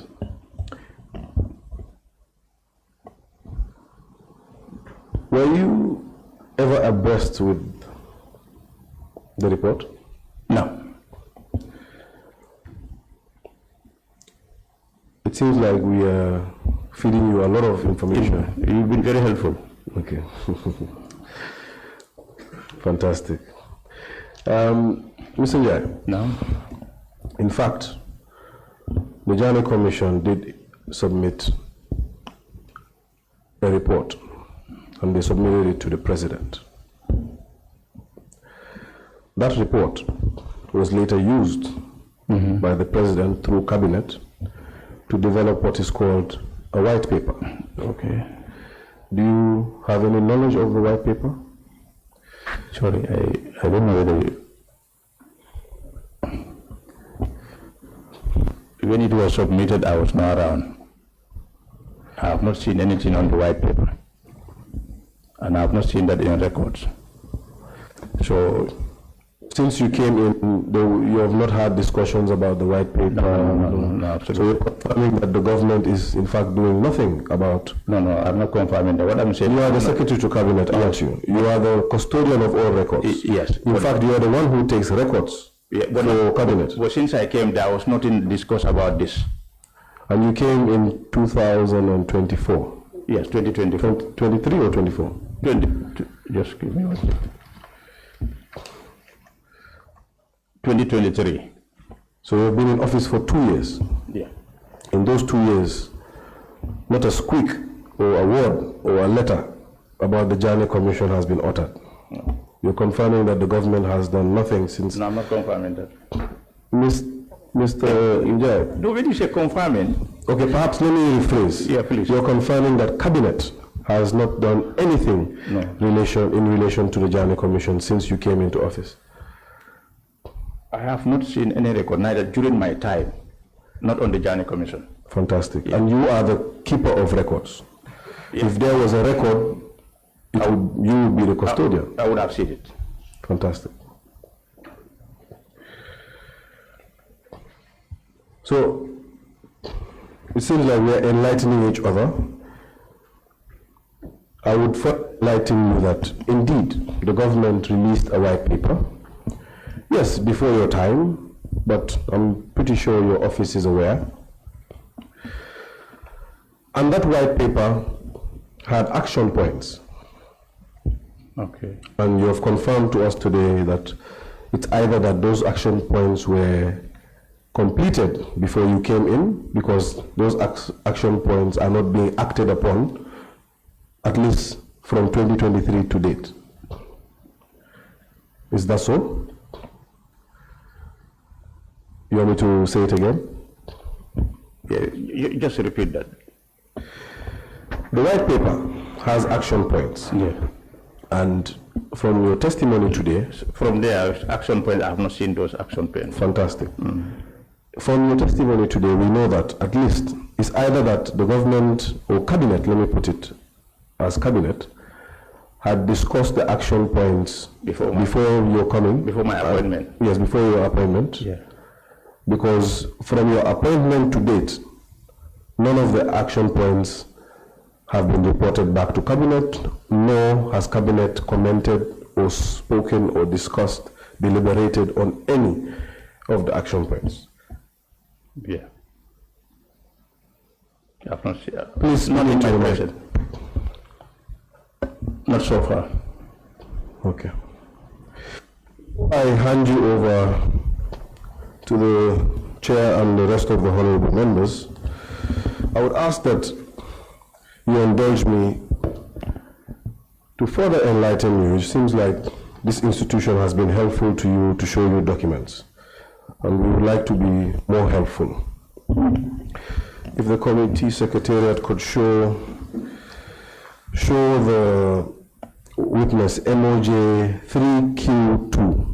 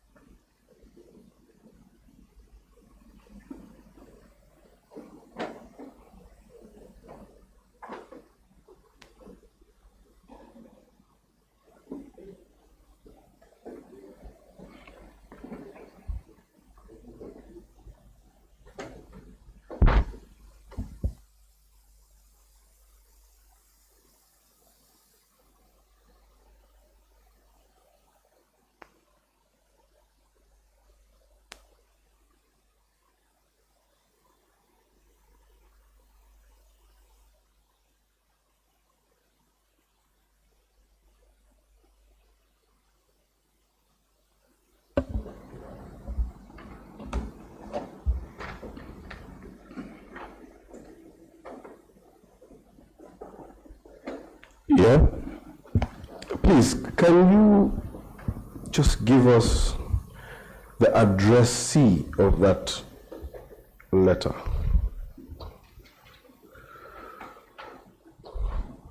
This is, I've already declared that we have this records. That is MOJ 3Q.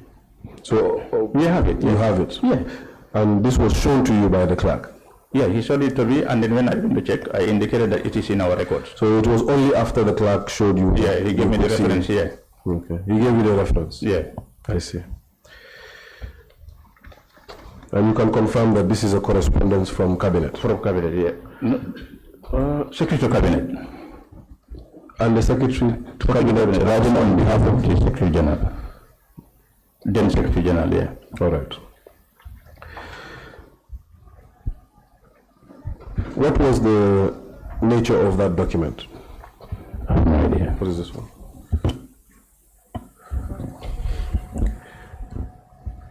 You have no idea? No, I have no idea in what capacity he was writing this. All right, I will just enlighten you and give you an idea, perhaps. You see, the secretary to the commission, by law, is meant to be appointed by the president. And of course, it's the president who would relieve him of his duties. Yeah. And from all indications, MOJ 3Q2 is relieving the secretary, the first secretary to the commission, of his duties. Of course, this directive, as you can see, came from the office of the president. Correct? Yeah. The office of the president. Your office. The office you write on behalf of. Of course, this was well before your time. I understand that. So this is a document that would ordinarily be in your custody. Correct? Yes. Sorry, speaking to the mic kindly. Sorry, yes. And once our chief investigator, the clerk, had showed you these documents, you in fact confirmed that they were in your records. Yeah. That is after mentioning that these documents were not in your records, or that you have no... I'm coming. Of course, you may comment. It's the same old file that I showed this. The same close file, that's what I'm saying. After when I wrote, indicating that we don't have the records. Okay. Yeah. So when he gave me this, we got this in from the records. The closed file that you did not bother to look at? Not bother, not seen. You did not see it? Yeah. And suddenly you saw it? Yeah. After, okay. After a serious effort to see it. I see. Yeah. 35 days was not enough, but after, it's fine. You don't need to answer that. No, even more, because at the end of the day, it's the records, this thing that we trying to, it was really helpful when I got the reference. It was really helpful. So, I'm curious to know, I'm looking at your submission here. In that file, did you find any other documents? Yes. I found another document. In fact, the clerk was not in custody of that, regarding the secretary of the commission, the letter that he wrote inviting them for a meeting. I submitted that letter to them anyway. Which letter are you referring to? Can you identify? From the Ministry of Justice. It was from the Ministry of Justice. So it was not from your file? No. It's from our file. Which file? From our own file, the old file. But it was written by the secretary of the commission, the task force from the Ministry of Justice, not written from our office. Can you guide me as to what, or rather guide the committee as to what document you are referring to? The secretary of the task force. The secretary of the task force. Just guide us to the document. The secretary of the task force wrote that letter. I think it was CC to us. Where is the letter? I gave it to the investigators. Do you have a copy? No, I don't have the copy at the moment. The witness be afforded a bunch so that he can identify his documents.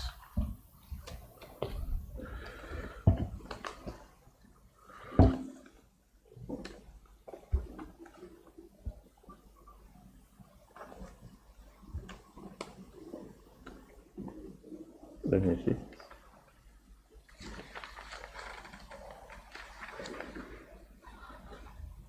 Binga. Sorry? The one written by Binga, dated 4th August 2021.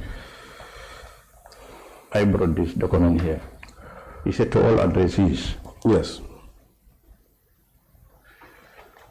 It's a letter invitation to a meeting of the Interministerial Task Force responsible for implementation of the Janneh Commission report. This was actually in your record? Yeah. And you got these records? Yeah, after my letter. After your? Letter. After your letter. And after being prompted? After being prompted by our chief investigator? Yeah. Okay. Where is the reference? No, the chief investigator never had this. Yes, but the chief investigator prompted you to other documents. Yeah, exactly. And, all right. Where is the reference to this document? It's AG. Well, I can understand that this document emanates from the Ministry of Justice. Yeah. And from my very meager knowledge of administration, you can see it was received. Allow me. I made reference to the fact that in administration, the sending office, which in this case would be the Ministry of Justice, are the ones who would allocate a file number to it, correct? Yeah. And in this case, you can see that on the top left corner of the document, there is a reference from the Ministry of Justice, correct? Yes. It was received by your office in 2021 and equally filed. Now, once it was filed, guide us through what reference you would put. how would you identify what file you would put it in? On top, if you look at there, there is 146. Fantastic. 146.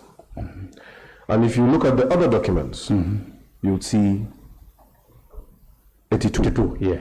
You would see Yeah. 79. Yeah. And you would see 146. Yeah. And they all relate to the Janneh Commission. Sorry, just give me what they say. After you receive any, what is the message there? What is the minute? If you want to educate us on the minutes, please go on.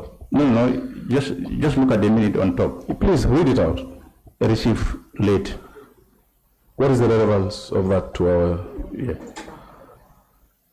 What is the relevance to... No, because now we are dealing with the entire letter. Okay. Yes. So the person who wrote that is the Secretary General. All right. I would also direct you to the stamp at the bottom. Bottom, yes. What does it say? Office of the President, And received 4th August 2021, State House, Banjul. And the receipt that you made mention of, when was it endorsed? Which one? You alluded my mind just right now to the fact that the letter was received late. Yes. On the 6th of August 2021. Yes. And I asked what was the relevance of that. Perhaps you were trying to show us that it was received late. Yes. But in countering that, allow me, in countering that, it is in fact true that your office received it on the 4th of August 2021, not on the 6th. So if it was received late, that is inconsequential to this committee, it's irrelevant to this committee. It is a fact that is out of your internal lapses, perhaps. No, come again. You see, the Secretary General said, received late, dated 6th August 2021, and the meeting is scheduled for the 5th of August. You can receive a letter today, and then probably it was not filed that very day. Or even if it is filed, it did not reach the action officer that very day. So when was it received by the office? It was received on the 4th, but maybe before it was filed and reached the action officer. Yes, but my point is, Mr. Njie, with all due respect, I understand that. I see it on the face of the document. Yes. But that does not help us in our mandate. We can proceed, no problem. Thank you. What helps us on our mandate is what you identified as the numbering. It is true that all these documents, as you have mentioned, emanate from a single file, right? And that file is PRC, and then whatever number will be allocated to it, right?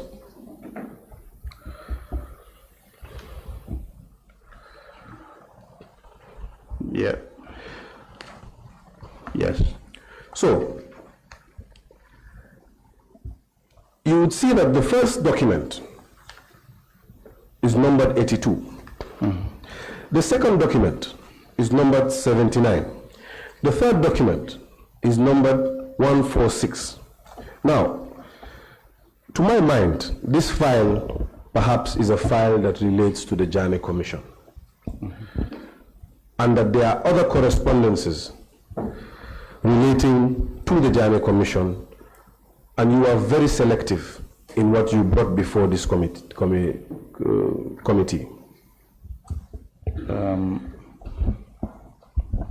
And I would urge that you take your time in your response.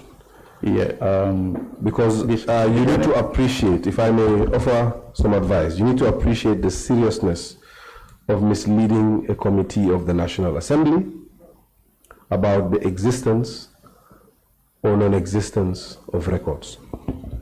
And I would urge you to tread carefully. As you please. Thank you for your advice. I take note of that. What I'm saying is, it cannot be only the Janneh Commission file. It can be Commission's file. It can be different commissions. Is it? It can be a file for different commissions. We are speaking in hypotheticals. Yes. What is it? What is it in fact? You said, looking at the reference numbers. Yes. That is the folio numbers. We call them the folio numbers, 72, 82, 146, and all those things. Yes. These are folio numbers. You can see the gap between the folio numbers. Indeed. So it cannot be only, probably it cannot be only Janneh Commission. Yeah, I'm not, probably, let's forget about that.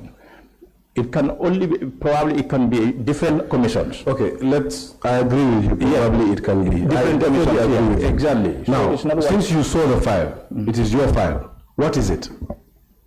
It's a commission file. It's a commission file? Yeah, what I've seen, yeah. And it's not just a Janneh Commission file? I cannot just conclude it's a Janneh Commission file. What is it? You saw the file, Mr. Yeah, but commission's file. What commission's file? Is it a general commission file or Janneh Commission file? General commission TRRC file, local government commission file, or all of them? No, general commission's file. So all of them? Yeah. So then what you're saying is that there will be documents for all these commissions in that file? Different communications, yeah. Are there other documents relating to the Janneh Commission in that file? So far what I have seen, that's what I brought forward. All right. Honorable Chair, I would apply that the entire file be produced to Parliament. If the file is closed and has a continuing file, and that file should also be produced. If the file has a predeceasing file dating 2017, 2016, that should also be produced. In effect, I am asking for a series of all files relating to the PR series. Thank you. We take note of that, Mr. Njie? Yeah, I'll take note of that, yes. All right, thank you. So we will want you to produce that file, perhaps 72 hours? 72 hours. If the 72 hours within 3 days, that's possible. We can provide. Thank you. If the office is too busy, the file can be brought to us immediately for inspection. In fact, I would apply that a 24-hour time be allocated rather than 72 hours for inspection. And then production can be 72 hours. Honorable Chair. Thank you, Mr. Njie. Yeah, thank you. Then we can work on that. 24 hours, if your office is busy, can you provide the file for investigators to look at it? If I go today, if I have it, I'll bring it. All right, that's fine. Thank you. We take note of that. I would also ask the Secretariat to show the witness RS-35. If the office doesn't have, if you don't have it handy, you can use my copy. But if you have your copy, I would prefer that.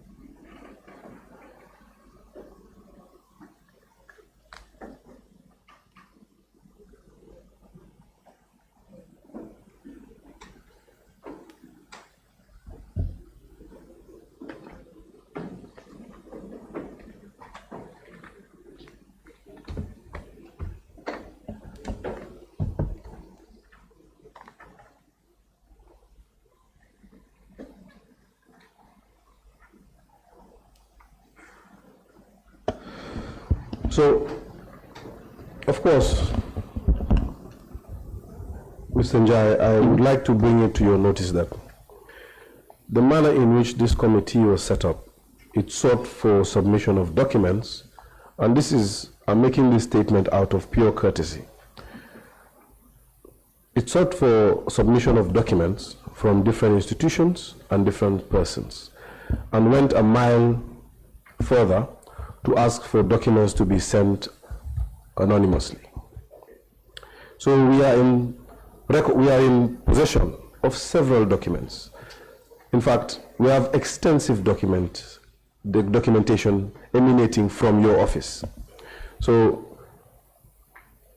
don't be allayed. The committee is in fact in possession of a lot of documents emanating from your office and having been endorsed by the hand of your predecessors from your office.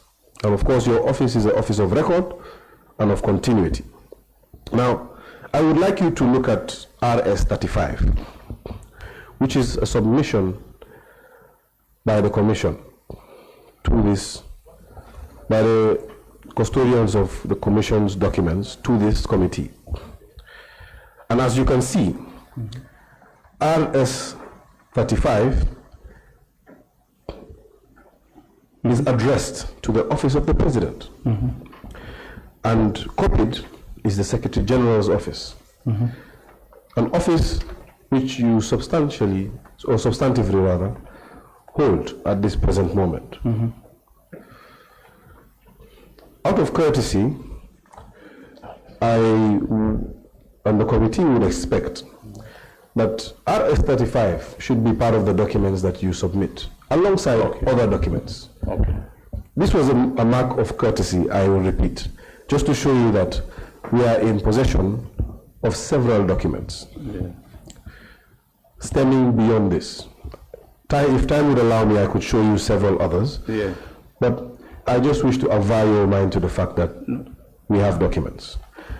And of course, RS-35 makes reference to a letter dated the 26th day of June, 2018, on the first line. Yeah, I've seen it. Please read that first line. Please refer to letter dated 26 June 2018, which we received yesterday, 26 June 2018 at 4:25 p.m. It in fact says, please refer to your letter. Your letter, yeah. And your letter meaning the letter President. from the Office of the President. So now we are aware that there's a letter dated the 26th day of June 2018 addressed to the Commission of Inquiry from State House. State House, yeah.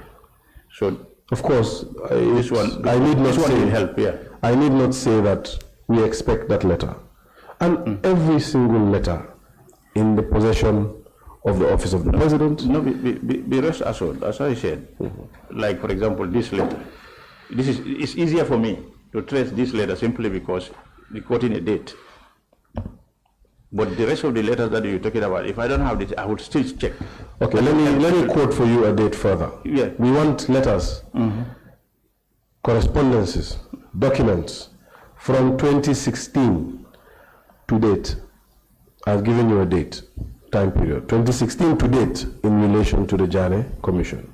So I've helped you further and given you a date. So we expect those documents. On the Janneh Commission. At this point, I would hand you over to the Honorable Chair and the Honorable Members.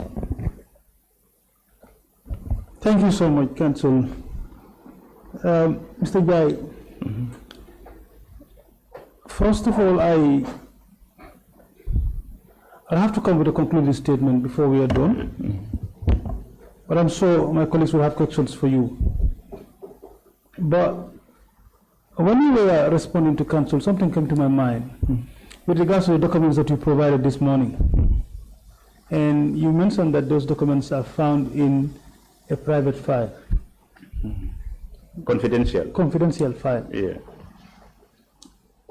So I don't know what is confidential about those documents, because the Janneh Commission has been doing public hearings and documents were submitted to the Janneh Commission for the public to see, not so. So anything that emanates from the Janneh Commission and what the cabinet conclude on should also be public as well. Why were they put in a private file? You know, the PRC file, that is the confidential file, in the offices, it's not like the main office, records office. You know, the main records office, the files keep going to, almost to every official within the office. Sometimes one permanent secretary, sometimes another permanent secretary, sometimes another senior engineer officers and all those, that's how it rotates. But when it comes to PRC file, when it comes to PRC, it's only the senior personnel that deals with it and then keep it in record so that it will not be misplaced. So that means there is something confidential about the The documents. It documents and also is for records, proper record keeping. But even if it should be proper record keeping, we expect the cabinet secretary, the office of the cabinet secretary, to have a separate folder or a file that would, record the files from the Janneh Commission and what the committee, what the cabinet concluded on. Yeah, that would have helped me if I have found it there. You would not have looked for all these letters, all the one that he's talking about. Would you say it's not there? Is it normal that these documents are put in a PR file? PRC files, yeah. Is it normal? Yeah, it's normal. It's normal? It's normal, yeah. PRC files, yeah. Wow. Yeah, PRC files. And also with regards to the letter that you sent to the committee, when I saw the letter, I was not impressed at all, because I think that was not supposed to be the communication from an office that should lead what this committee is doing in this country. No, I don't think you should have concluded on that letter. But before I come to that, I'll come with a concluding statement on that. I'll allow my colleagues to ask questions if they have, and then I will come with that.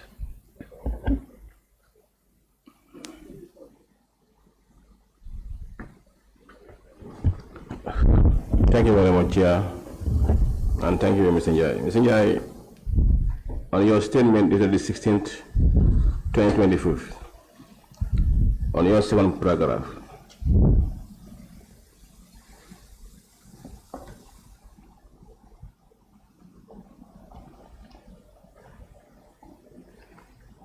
yeah, fine. can you please read for me, please? 2016. Just give me 1 second. Sorry, I have a lot of papers with me here.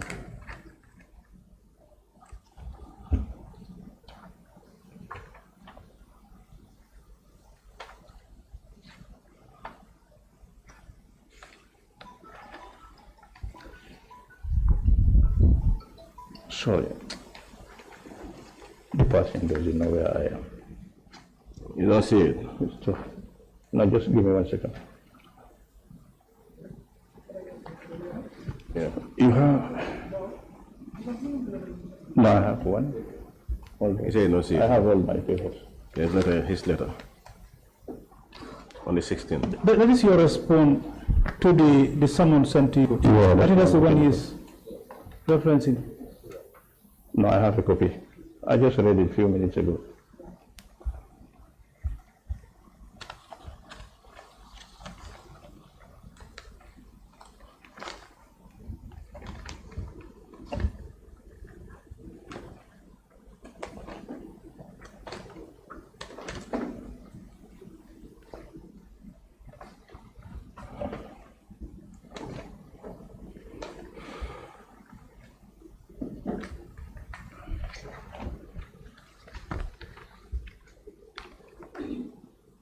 Yeah.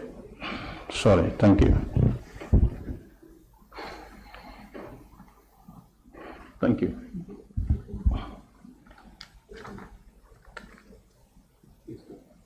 Yes, can you please read it for me, please? Sorry, I thought you were talking about my report. It's okay. Yeah. Do you have the letter, Mr.? Yeah, you're with Chairman, yeah.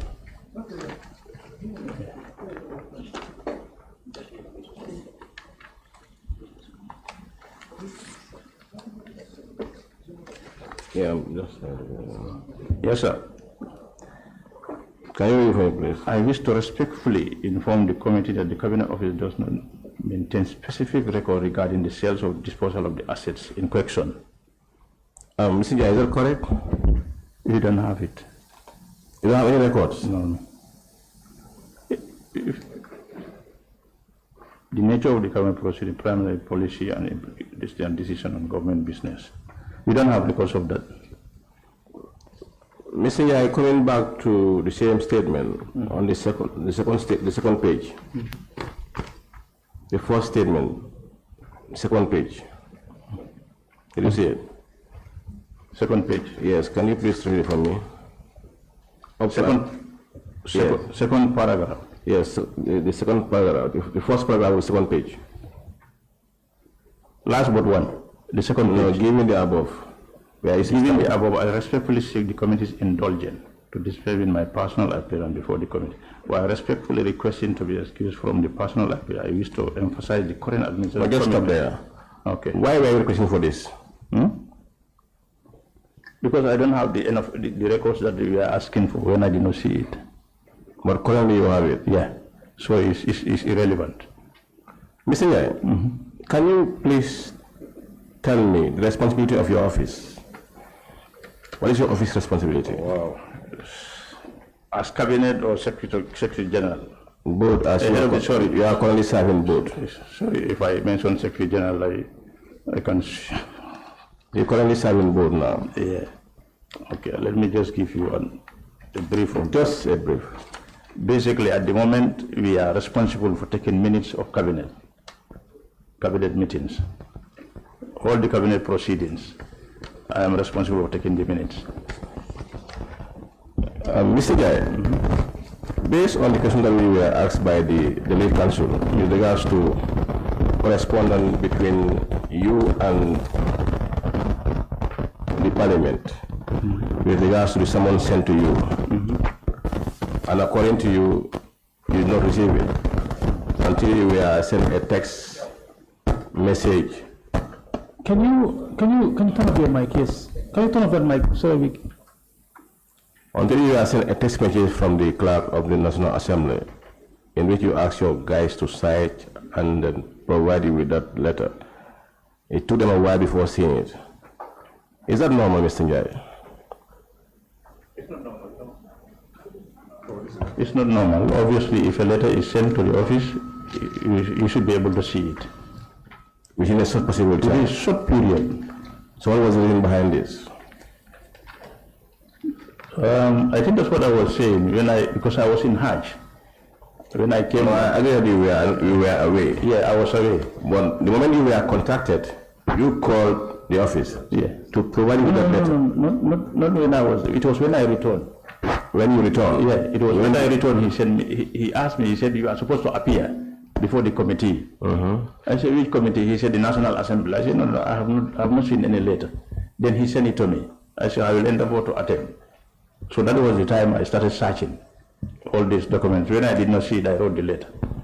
So an office like your office, the one given the responsibility to taking minutes and if possible to keep a lot of files for the government.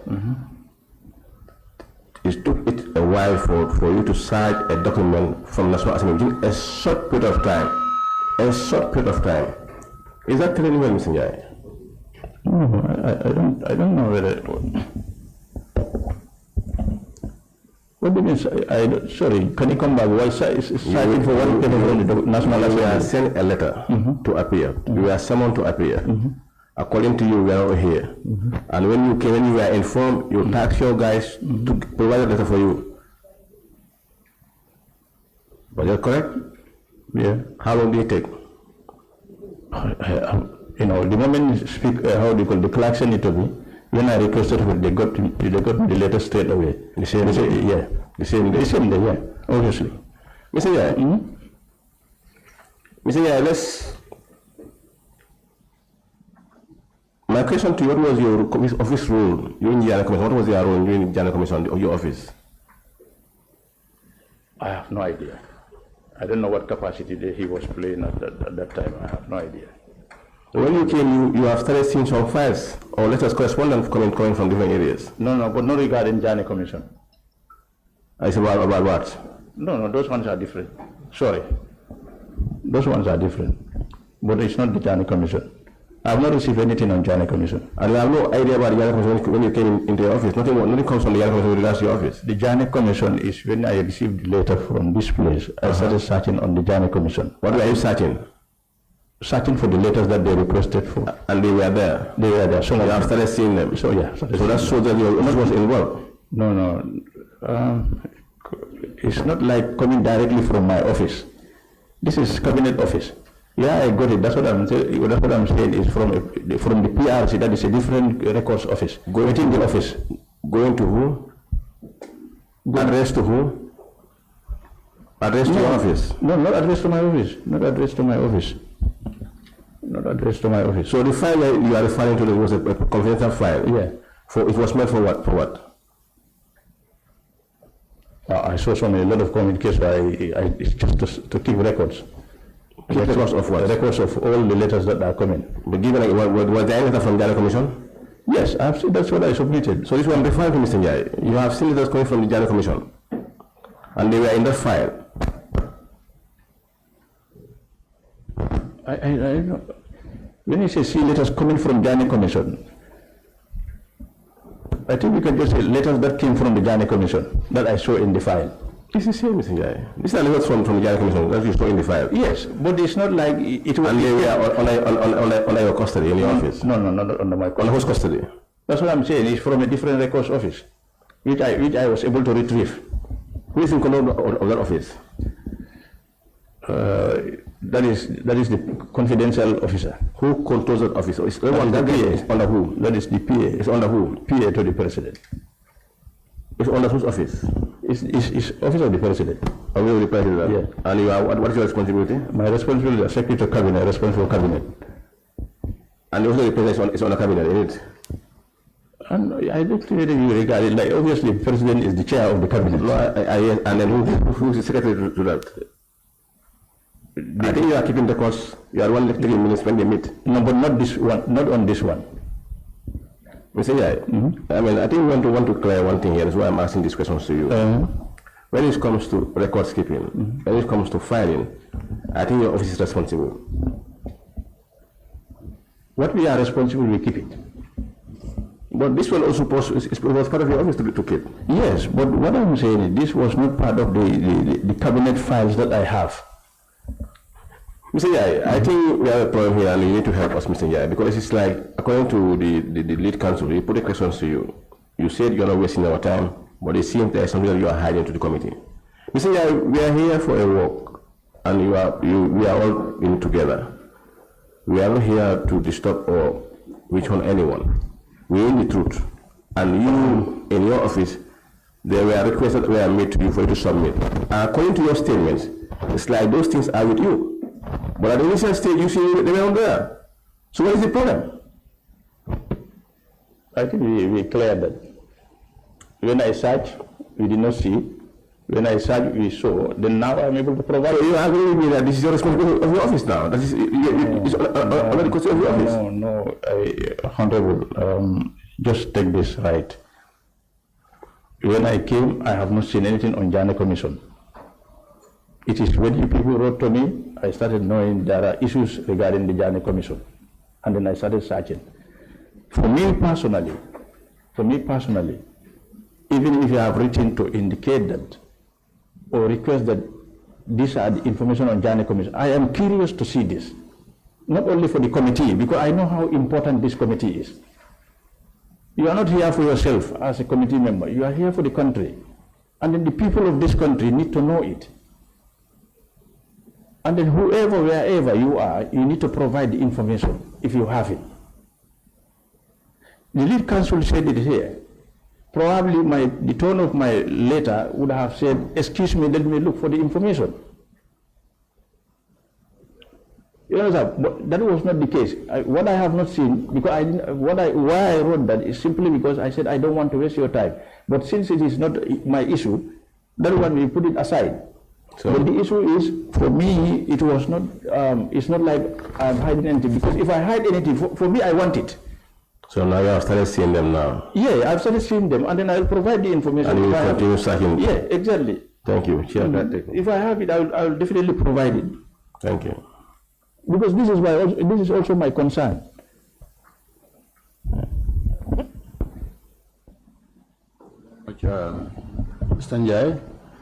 Mr. Njie, your office, when I say your office, I mean the current office you are now occupying, which formerly used to be the office of the Secretary General, was written to on the 28th of July 2017. So, yes, there's a letter addressed to your office, Secretary General's office. Sorry. And you say you are comfortable with numbering. This is called COM/CL/volume 1009. COM. That's an indication. That's an indication that there are a series of letters and documents sent to your office. And this particular letter is first introducing the appointment of the lead counsel to the Janneh Commission, and they ask the following informations from your office, which is the names and contacts of all persons who have served as Secretary General, Cabinet, Secretary to Cabinet, Chief of Protocols from 22nd July to 1994. So, and then also they ask the remuneration of, remuneration including salaries, allowances, gratuities and so on of the former president and the wife, and a bank account. So these documents were supposed to be produced by your office. Have you produced those documents? No, you said 1994.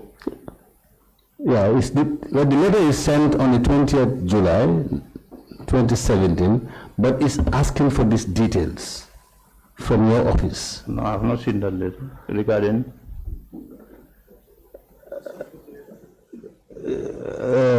Commission's investigations, that is Janneh Commission.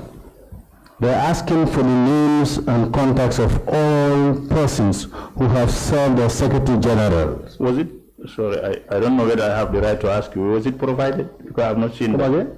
Were the names and the contact details provided? No, it was meant for your office to provide that. I have not seen it.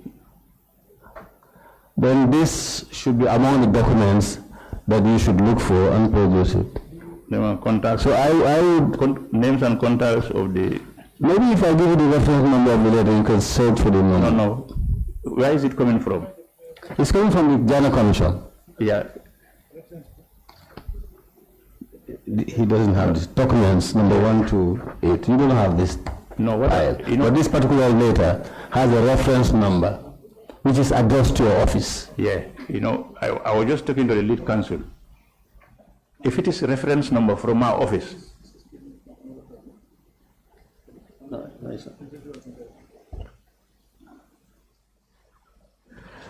Chair, if I can suggest that perhaps we have suggested enough documents to the witness. We trust the witness would submit every single document. We would also cross-reference with the documents we have to confirm that. We have, if I may say, if we don't keep, alluding to documents that are on our record, just so that for the purposes of cross-referencing, we trust that the witness would submit the entirety of the file. Okay.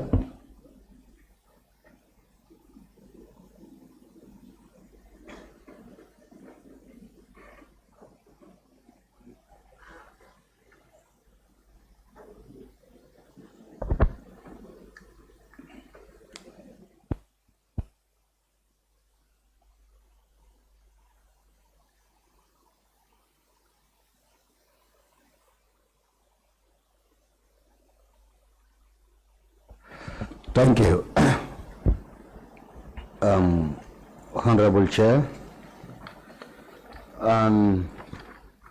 Mr. Witness, Mr. Njie. Yes, thank you for coming. I would like to start with the addendum of your statement, which is the last number 8, for the fact that the evidence you adduced before this committee, it seems very scary. Scary in a sense, the office of the Secretary General do not seem to be in a position to produce this committee with relevant documents that can ease our work, not only to ease our work, but also to promote transparency and accountability, as you have alluded in your statement. will it be correct to say the office of the Secretary to Cabinet and Civil Service does not seem to be relevant to the government? Looking at the evidence you shared with us in terms of not being in a position to share documents with us.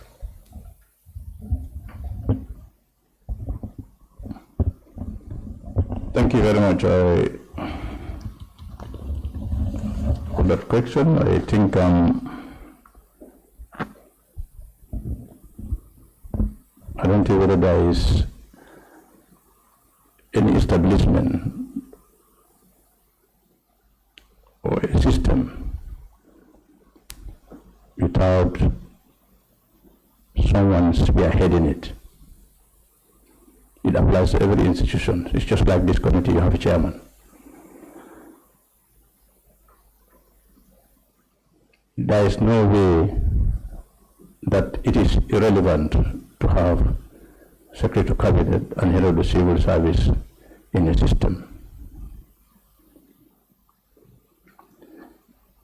I, as an individual, I am the head of the institution. I'm the Secretary to Cabinet and head of it with humility. But also, you have people that you work with who are 24 hours at any time involved in the job. The records we took in now, if it was during my time, I don't think it will take you even more than 2 hours for me to provide it. Because I am there, not for myself. I am there for the Gambian people and every institution that is working in the government. Because that's how it works. Government have pillars. And it is this kind of thing that will help government to function. Because transparency is very, very important. Whatever I do, at where I am at my level, I ensure the young people, they understand how the system works and what the information that they are in. So the records is not at my disposal unless when I search and I'm assisted to get those records. They are not particularly or specifically at the records at the how do you call it at the Secretary to Cabinet's office. That's what I'm concluding now. It's specifically there. Mr. Njie, you can stop there. You said the records are not specifically at the office of the Secretary to Cabinet. This cabinet, yes. Now, where do you think these documents or relevant information should be if this shouldn't be at the office of the Secretary to the Cabinet? On this matter, it is from the Ministry of Justice because they are the people chairing this. So I'll advise that that's why you can get more information. The lead counsel asked something very important. That is with regard to the communications, which we will trace, page by page. But all this information in the Janneh Commission, it was not during my time. Anything that I'm bringing here, I have to search and give it to you. Because hiding it or concealing it doesn't help. What do you like getting out of it?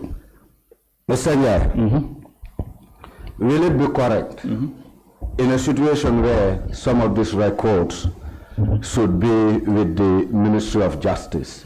Will it be correct for the Ministry of Justice to be sending correspondence or receiving correspondence from other institutions in relation to the Janneh Commission without copying the office of the Secretary to Cabinet? No, you don't copy Secretary to Cabinet. I think during that time, you have the Secretary General I think we ironed it out. Let's say the office. The office. Yes. But there was no way you as a secretary of cabinet, you can be privy to that kind of thing. You can see it, obviously, probably in one of the files, but it's not like it will be copied to you. I have no idea what is the capacity, or in what capacity has the former secretary of cabinet was involved in this. I have no idea. Mr. Njie, let's take it this way, yeah? Let's forget about what the former secretary have done or what you have done as the current secretary to cabinet. Let's look at the whole thing in respect to the role and responsibility of the office. And as such, will it be proper for Ministry of Justice to be correspondent on issues in relation to the Janneh Commission without copying the relevant institutions or offices, like your office? It depends on how they handle it. They were the chair, I have no idea. No, I'm just, it's not about it depends on how they handle it. It depends on It's about how governance work. Yes. But so as the head of that office, I would expect you to guide us through how governance work in terms of correspondence, in terms of record keeping, and in terms of retrieving information from that office. If the Ministry of Justice writes to the Office of the President, obviously there are people who will be able to see it when it is addressed to them. That is either myself or Chief of Staff. Me, I just came in, I have not seen it, I have not seen any record, and then I'm pursuing to see records and then provide it for you. Mr. Njie, I'm talking about the normal practice in government institutions. You know, government institutions, there are letters that you can, but there are things that are strictly confidential. Mr. Njie, let's take it this way, a letter written to the office of the president, who should be the receiver or the custodian of such a document in terms of keeping the records? It depends. You have three offices. My cabinet office is there. You have the main records office, and I also said you have the main office that is responsible for the confidential letters. If a letter is copied to us, probably at the moment I am speaking, the then is Secretary General. If it is copied to the Secretary General either minute it or he assigns somebody to me. So when she minute it or assign to somebody, if it is not assigned to me, I will not know. Mr. Njie, who supervised these three offices? The record office, your office, and the other office you were referring to. Who supervised them? Under whose purview are these three offices? Both then and now. Then is Secretary General. Now, you know, when letters are sent, they are put in a folder. Either myself or the Chief of Staff see it. You minute it to an official. My question is, who supervises these three offices? Both of us. If you say both of myself as head of the civil service. And who? Yes, Chief of Staff also supervise. Then how can this relevant information escape your office? That's a very good question. I cannot explain that. What I said, when I came, I requested the clerk called me, and then I was able to get it. So I expressed apologies why it was late, and then we take it for. I'm really sorry why it was late, to be frank with you, but I received it late. Yeah, whether I was absent because that's why I did not receive it, but that was what I received, and I took action on that basis. My apologies anyway. Yeah, I think the chair will take charge of that, whether apologies are accepted here or not. But I'm not too sure if apologies are really accepted here, considering our functions. Mr. Njie, I want us to look at the addendum on number 8, and contrast it to MOJ 3Q2. Looking at MOJ 3Q2, it was a letter that emerged from your office, I would say, from the office of the Secretary General, that is now aligned to the office of the Cabinet. And you said in your statement that I read here with your permission, finally, that my office has no copy of the final report of the Interministerial Task Force, right? And on MOJ 3Q2, there is this letter instructing for the position of a Secretary General to the Commission to be appointed. 3Q2. That is to say, position as Secretary General to the Commission. The letter emerged from the office of the Secretary General to Cabinet. And in your statement, you said that the final report of the Ministerial Task Force was nowhere to be found. If you have the powers, if you have the authority to appoint someone to the office of the Secretary General to the Commission. Sorry, position as Secretary to Cabinet, Secretary to the Commission. Secretary to the Commission. Yes. Which was dated 10 July 2018. Yes. I just want to contrast that to the statement you gave. Right? Meaning, the appointment of the Secretary to the Commission emerged from the office of the President through the Secretary General. If you look at 3Q2, are you with me?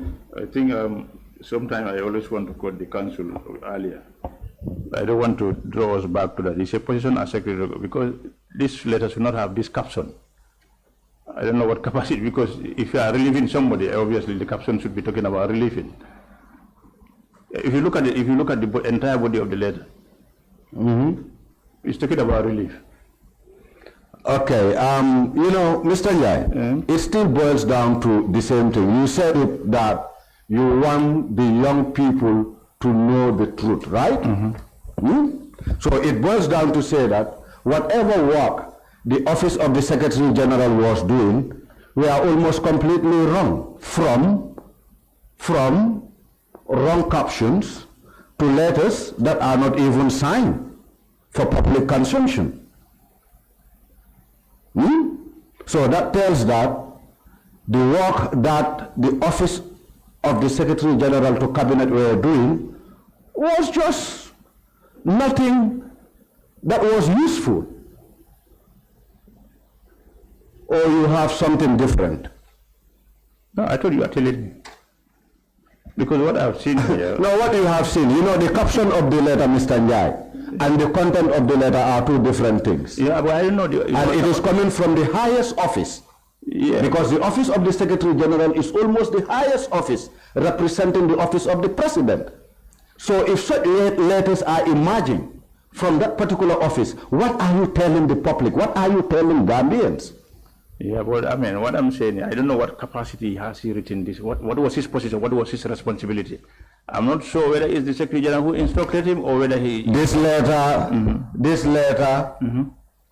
what I saw at the end is, it is signed for the Secretary General, meaning it comes from the Secretary General, whether he was the author or not, but there are clear indications that it emerged from the office of the Secretary General. Yeah. Wrong or right? Yeah, absolutely. When you write for me, on my behalf, it's my authority. Good. Except if I don't see it, and except if it is fraudulent. Mr. Njie, what will be your take for not having the report, the final report of the Ministerial Task Force Committee? No, I have. That was, you have it? That was? Because the Ministerial Task Force Committee was instituted by the office of the President on the pretext that there were loopholes from the Janneh Commission. So in order to correct those issues led to the establishment of the ministerial task force.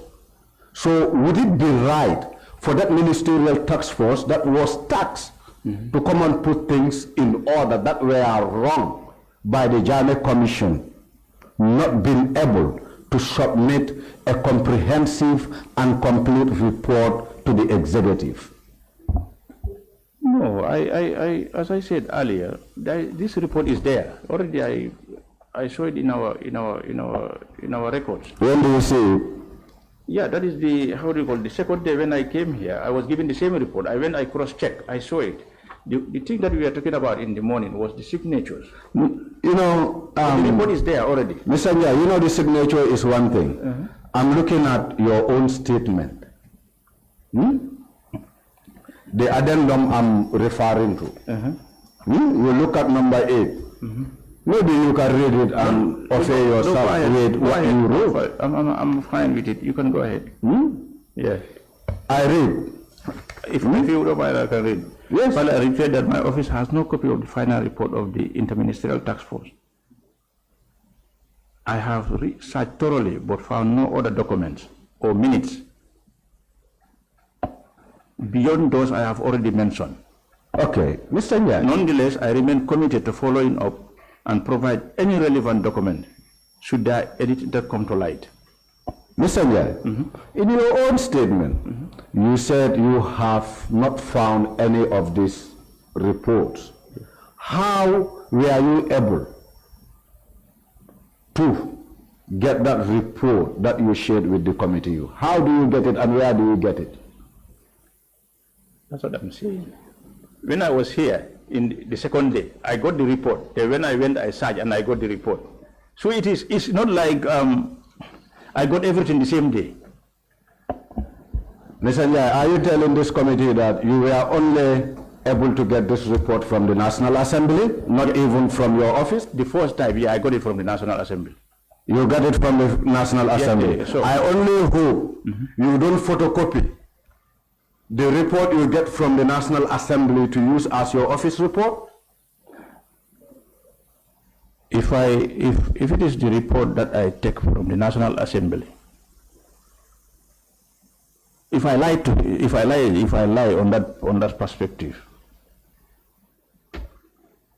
I think my children will not forgive me. Mr. Njie, I will never allege that you are lying before us. No, but you know, in our own culture. Nobody you allege. You said if I didn't allege. Oh. I ask a question in order to get a clarity. Instead, I think here you are alleging me. Yeah. Me, I'm just administering a question and I need clarity to the effect. No, if actually it is in the record. It is in the record. Let me even repeat, Mr. Njie. No, let me tell you, Honorable, it is in the report, that is in the file, that's why I got it. I cross-referenced and got it there and then brought a copy from our office. Okay, you get it from a file. Yes. So meaning there is an existing file in your office that has all this correspondence. This file is very interesting here. But the issue is, I saw most of them from that file. Mr. Njie, just answer my question. Is it correct to say you have every other information that is connected to the Janneh Commission? No, in your office? No, I cannot say that. I'm sorry, but I don't think that I can just conclusively say I have every record in the Janneh Commission in our office. Mr. Njie. But whatever I have, I'll provide it. That's what I found there. Mr. Njie. Mr. Njie. Yes, please. Let's be a bit frank here. Frank in a sense. You, Mr. Njie, stated in your statement that you have no record, not even the report of the Ministerial Task Force. Yeah? You went to your office, you came back with the report of the Ministerial Task Force. Yeah. Huh? Is that not a signal to say the information that we are seeking for are all in your office, but you are not willing to share it with us? Astaghfirullah. No, it doesn't work like that. How does it work? What I'm saying is the file that we got is not particularly in my office. It's a closed file in a different records office. So you are able to trace it. They really helped me to get this. Mr. Njie, let's take it easy, please, yeah? You said the file you found, that particular document, was not in your office, but in the records officer's office. Who supervised the work of the record officer, and to who does he report to? I don't know how many times will I respond to this myself. Yourself?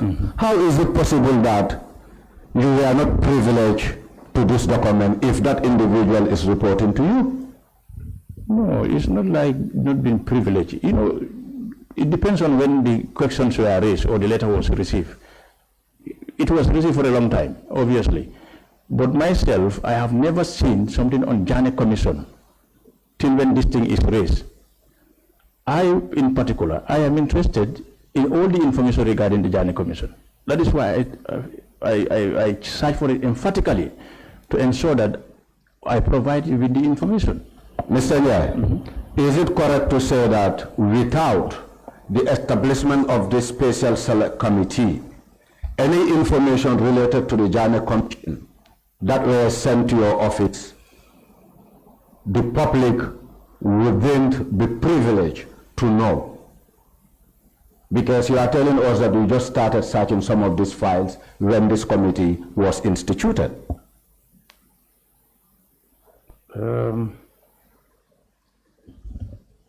I don't know what will the legal people advise me if I am to reveal any confidential files, whether I have the right, whether I can do that.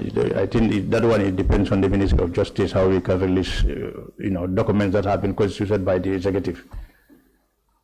Mr. Njie, go back to your legal team. See. No, not my legal team. I say I don't know what legal people will say about it.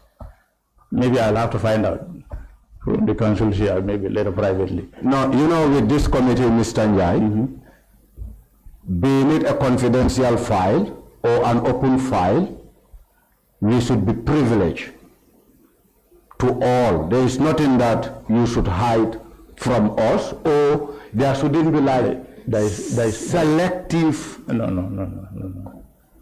there is nothing we can hide from you. Yes, so I don't think that is a go area. Okay. There is no way we can hide information from you, because it helps you and help us. Honorable Chair, Honorable Janneh, if I could just guide the process and the thought pattern of the questions. If we could go to the Constitution, Section 1192. Perhaps you can read it or ask the witness to read it, and then you can proceed with your questions. Yes, 1192, privileges of witnesses, right? Here, with your permission. Where the President or any member of Cabinet certifies that the disclosure of contents of any document sought by the National Assembly or a committee of the National Assembly will be injurious to the public interest or prejudicial to the security of the state, the National Assembly or such committee shall only give consideration to such document to private and under such conditions as will prevent the disclosure of the contents of such documents outside the National Assembly or the committees as the case may be, and shall not publish the document or its content.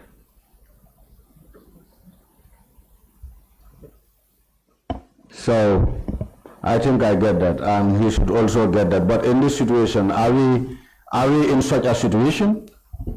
Well, from the manner of deliberations, please correct me if I'm wrong, but the trend was that there is a particular document that may be confidential, and he sought whether the legal people could advise. And as I said earlier, we can still allow him to go back, seek for legal advice, but again, hidden from Parliament. Exactly. That's the conclusion.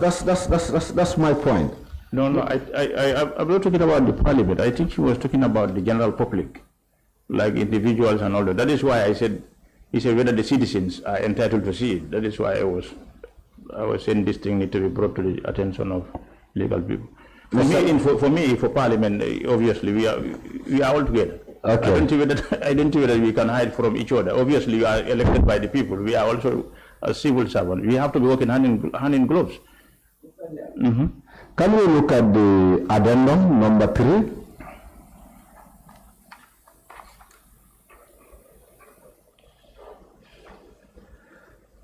The report you have before you, that is the task force report. Is it a signed document, if I may ask? No. No. Officially, will that document be authentic for one to accept as an evidence?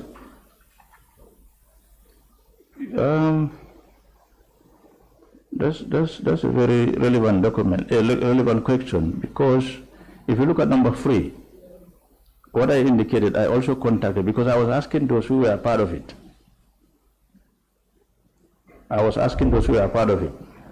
If you look at it, he said she was only responsible for the gardens, and she cannot remember signing the document. I know this is probably, maybe you have to contact the Ministry of Justice, since that was the chair. I have no clue, neither any idea why the document was not signed, whether it is authentic or not authentic. It depends on the Ministry of Justice what they have. Mr. Njie, I wouldn't really ask the Ministry of Justice this question, but you, for the fact that it forms part of your statement. Yes.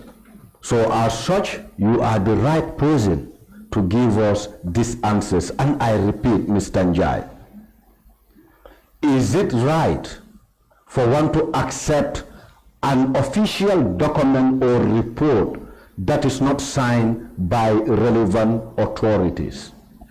If you as head of the civil service, you send me a letter that is not, I'll send it back to you. So meaning we should coerce that document, right? I'm not saying you coerce it, but you find out how you get it, how you can get information regarding it. We will do exactly the same like we used to do with documents that are not signed and sent to your office. No, you list with the Ministry of Justice. No, I wouldn't list with the Minister of Justice. Don't worry about that. We know what to do, Mr. Njie. Sorry, the chair. It should be a final one. You know, Mr. Njie created a lot of gaps, so allow us to flow. Please. No, it's fine. I'm here. Okay.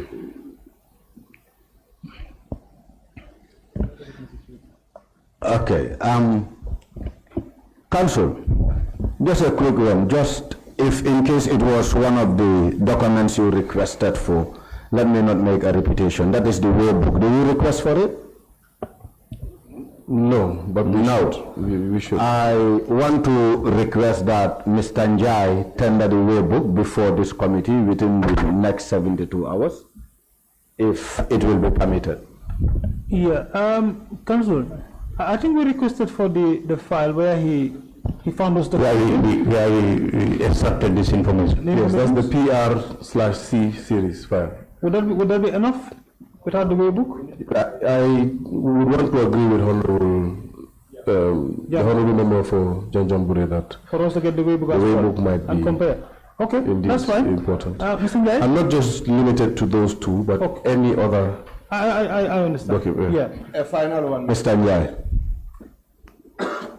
Mr. Njie. Yes, please. It seems that 95% or 99% of your office work wasn't carried out in relation to the Janneh Commission. Is this right or not?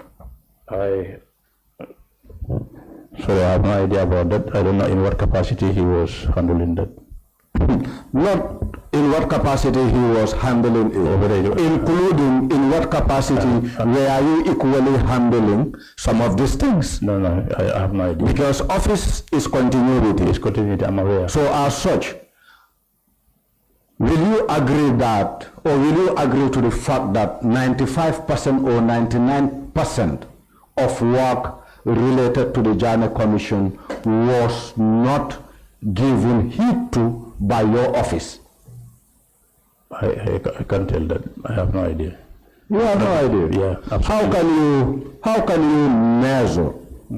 How do you measure the 99? Oh, well, for me, the way I measure it is, you almost came here with empty hands. Yeah, because I Really empty hands. yeah, because I'm empty-handed in this because I was not part of it.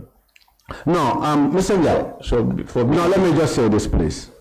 Let it not be, I was not part of it. I'm talking about the office now. I agree with you. You agree that 99% of the work that was supposed to be done by your office in connection to the Janneh Commission was ignored blatantly. I cannot tell whether it was ignored. What can you tell us? I can't tell you anything regarding the Janneh Commission before I came, before the office came. But you can tell this committee that your office have not done almost nothing in relation to the Janneh Commission.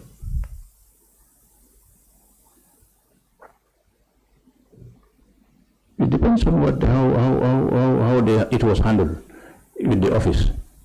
Because I cannot tell, to be frank with you. No, Mr. Njie, you should be able to tell us. No. Now let me tell you this, Mr. Njie. Today, if you tell me anything that is under my purview, or that's something that has been established within this period, I should be able to tell you something. Mr. Njie, is very, very simple. It doesn't have to be whether you were in the office or not. As long as you are the one occupying that office today. Yes. Yeah? I'm aware, yeah. You should be responsible.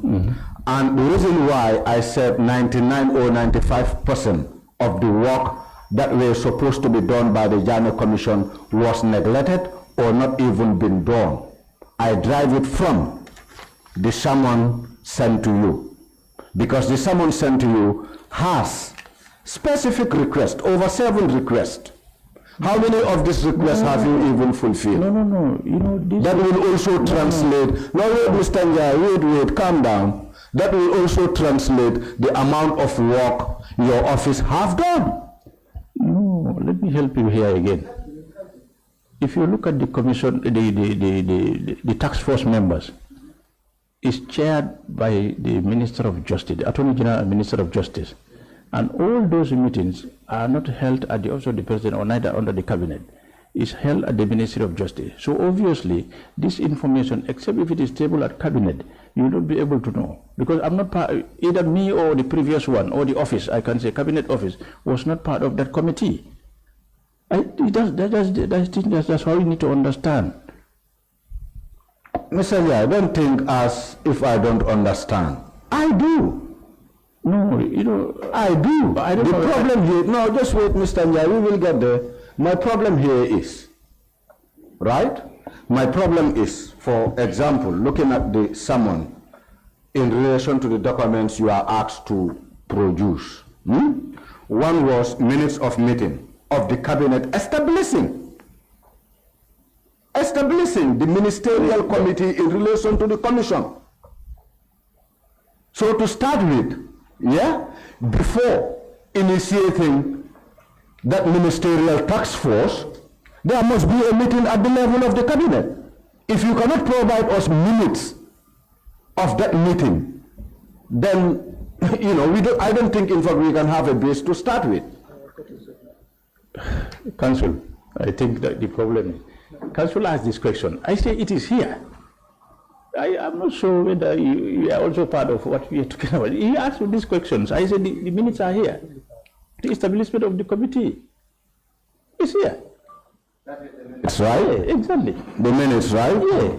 All right, Mr. Njie, we will leave the rest until you come back, because I'm pretty sure you will come back. Thank you. I'll always provide information. Thank you. Thank you, Honorable Member. Honorable Member, can you use the mic here quickly? Thank you very much, Chairman, and thank you very much, Mr. Njie, for coming and answering these questions. Now, I just want to, Mr. Chairman, if you permit me, to inform Mr. Njie about the seriousness of this committee and also the powers that the Wakela have. Yeah. By referring to Section 109 of the Constitution, in particular subsection 1, which is the committees of the National Assembly. Now, if you look at subsection 3, it's stating for the purpose of effectively performing its functions, each of the committees shall have the powers and the rights and privileges as are vested in the High Court in trial with respect to A, enforcing the attendance of witnesses, B, compelling the production of documents, and C, the use of commission or request to examine witnesses abroad. Then you continue also further. That's section 110 of the Constitution, which is the contempt of the National Assembly. That's any act or omission which obstructs or impedes the National Assembly in the performance of its functions, or which obstructs or impedes any member or officer of the National Assembly in the discharge of his or her duties, or affronts the dignity of the National Assembly, shall be a contempt of the National Assembly. And the section continues. Now, this clearly shows the powers and also the seriousness or the gravity on which the Constitution actually has given this Special Select Committee.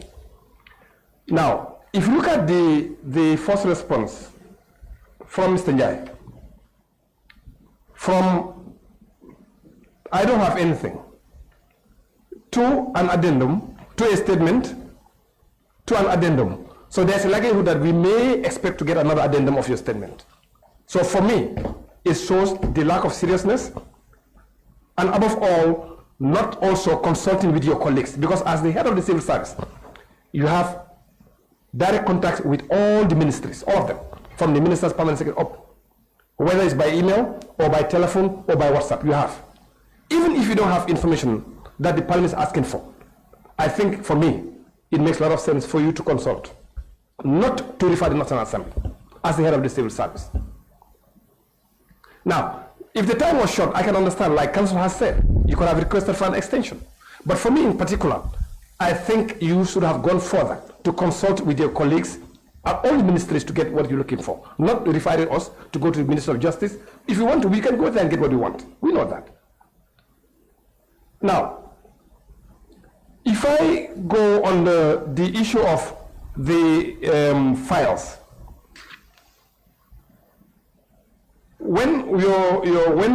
I just want to confirm with you whether you receive handing over notes from your predecessor as the Secretary to Cabinet and also the head of the civil service, whether you've received handing over notes and you've gone through all of them. That's the first question I have. Now, if you do, in this handing over, were there any files that were open, which means a file has not been closed yet?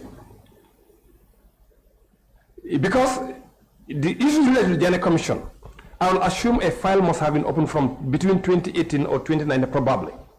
And for that file to remain open until now, I may find it very difficult to believe. So essentially, what I'm asking for, like, when you received the handover note from your predecessor, were there any files that were open relating to the Janneh Commission? Mr. Chairman.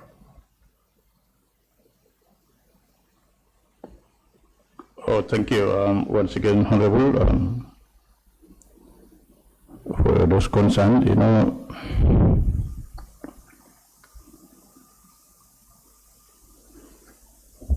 not only the National Assembly, but when you give somebody responsibility, I don't know how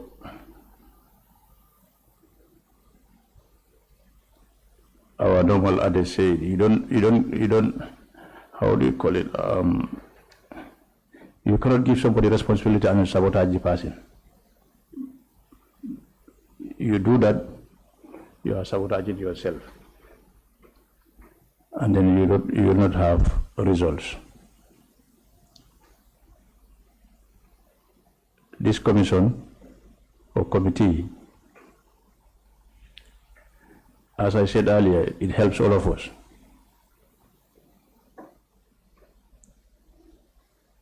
We own the Constitution. We implement what is in the Constitution.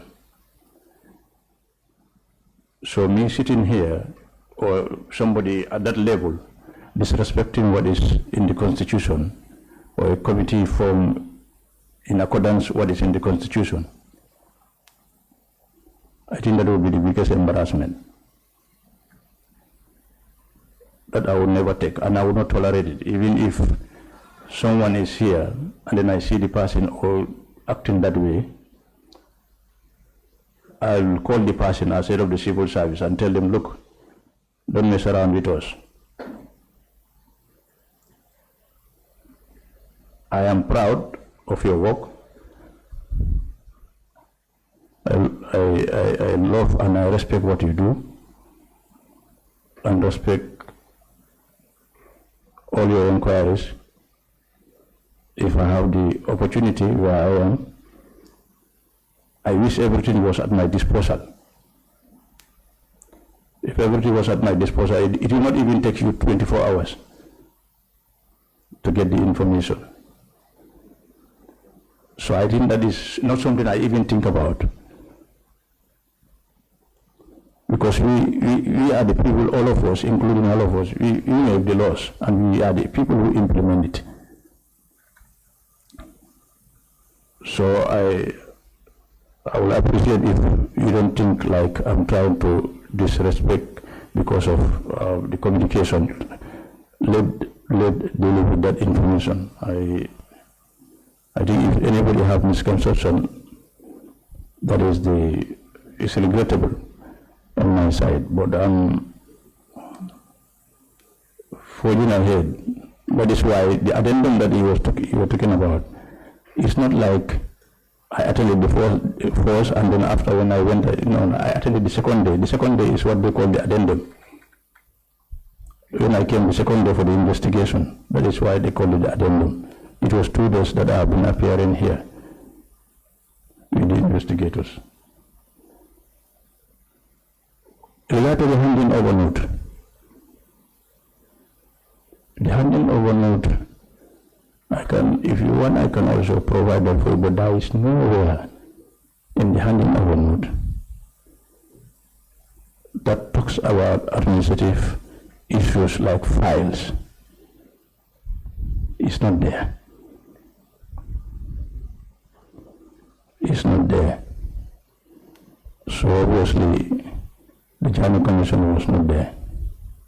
I used to follow it up, but I was aware that it's in the UK. But apart from that, I have issues like this been compiled. I have not seen it. And this request, as I said, is important to me, because obviously it makes me look for more info. Even the question that I ask here, that I don't have, is important to me. Okay. So I'll check. All right. Yes. So, Mr. Chairman. We are on the same wavelength. Oh, sure. Yeah. Yes. Then it seems we can confirm that on the official handing over to Mr. Njie, there was no issue that was mentioned of the Janneh Commission. No. Yeah. So essentially, we can say that the file related to Janneh Commission was closed at the time. Yeah, absolutely. Yeah. Yeah. So then, if that's the case, then. Sorry, I don't want to say it was closed at that time, but I have not seen it because I don't. Yeah, that's what you're saying. Because see, the thing is, sometimes because the time of the Janneh Commission, particularly when the white paper was done, and until you took over around 2023, 2024, it may be really inconceivable to have a file that is still open when the matter has already been put aside. But then the question is, why were you looking for those files in probably in a wrong area? Because let me just come. Because to me it seems you were looking for a needle in a haystack. Because these files most likely will have been closed, and you have closed files, based on your explanations. So why were you not looking in the closed files where the issues have already been decided on what next to do? No, what happened is, when you ask for cabinet office, when you ask for information, we try to look at our cabinet conclusions, which is compiled and bind. So it's not like you will think it will be in an open file. This is my first time to deal with this kind of situation, but I never thought this thing also will be, since it was referred to the cabinet office, it should be within the cabinet office, not in outside or in a different records office. That is the basic. That is the reason why I was just looking at within the cabinet office, the one that we bind. I'll give you a copy. I'll show you a copy how we do things, because those are the ones that the conclusions are the one that we send to respective ministries. We call them the cabinet est. I would have known straight away where it is. So that is it. It's not like the records was. It's because it was closed and it is not specifically at the cabinet office. So I was just looking at the inner part of cabinet office. Okay. That's the only thing. So is it that all of you there in the office are new, like you came there and everybody else was out, so you have to constitute a new staff? No, whatever? like our records, they are very experienced people. I think the other guy has been there for 35 years. Exactly, that's what you're saying, because of the office is still there. Yeah, he himself will say, all this that I got it from the other side. You were not around. I said, please help me. Okay. Because this is what they are looking for, and then if you have more, let me have it. It doesn't matter.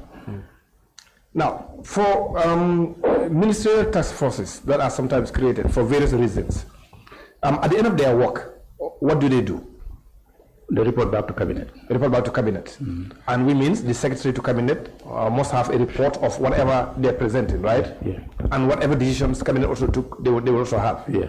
So why is it difficult for you to have access to such reports? No. I think it's still coming back to the closed file issue. What I have here is the same closed file that I never knew existed. That's what you're saying, which means then you have some record keeping issues. No, it's not record keeping. It's in fact is properly kept, because where I was looking at is different from where it was. My office is cabinet office, and where it was kept is a private and confidential office. Do you index your records keeping? Do you index your records? Yeah, absolutely. They have all the records, but not like, for example, when it is specifically for the confidential area, it is taken to the confidential area. When it is for the general office, it's taken to the general office. When it is specifically for the cabinet office, it's brought to the cabinet office. So now that those two offices are almost, if I say merged, do you expect to see issues like that going forward? Because it seems you are talking about two different offices now, so you have to look in both. You have to look at both. Exactly. Yeah. You have to look at both. So it was at the latter part that, in fact, they brought it to my attention. I think we should check with the other side. I said, please let me have that. Okay. All right. Mr. Chair, I think that's all I have for now. Thank you, honorable members. Mr. Njie, I will have to say this. But before I do, I'll have to give you a very strong undertaking regarding the request that is made for you to produce the file. You remember the file? The PR file? And the way book. Well, like I said, that file, our committee is interested to see documents that are related to the work of the committee. Of course, Janneh Commission, like we are saying, not so.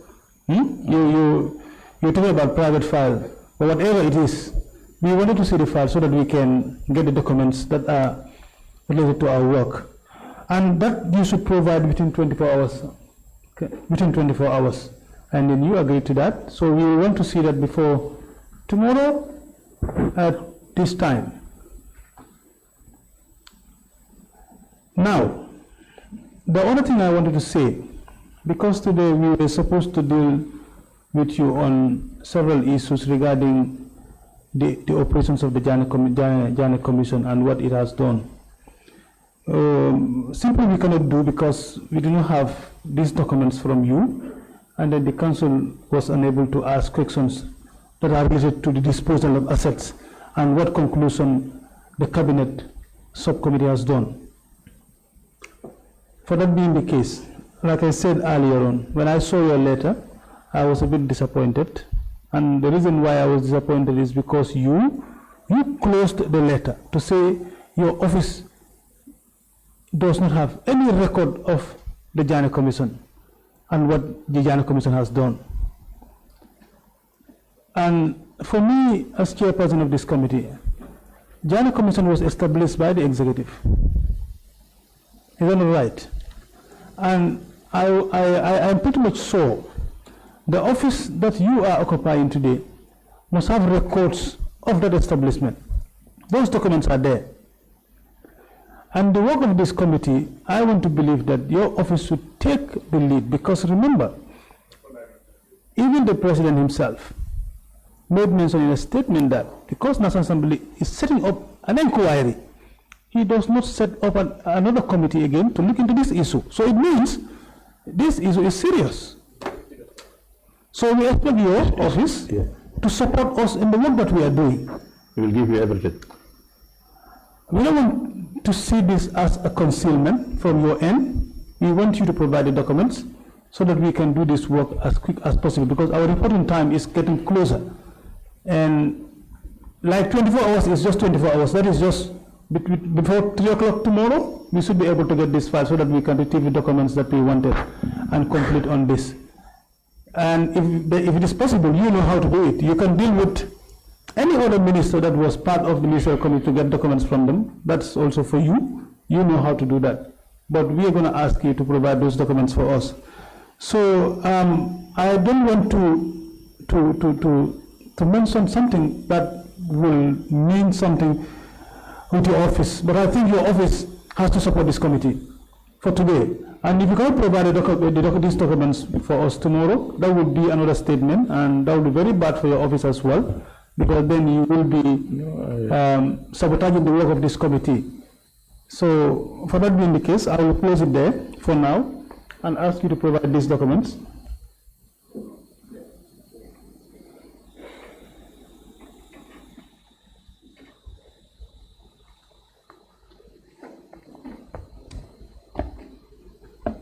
All right, sorry about that. So for that being the case, we will close for you today, Council. If there is no other thing to clarify, we will only have to ask him to provide this file for us. And then, if possible, if you need him again, we can summon him again to come to testify. So, Honorable Chair, there were documents produced by the witness, and there are documents that the witness has also brought today.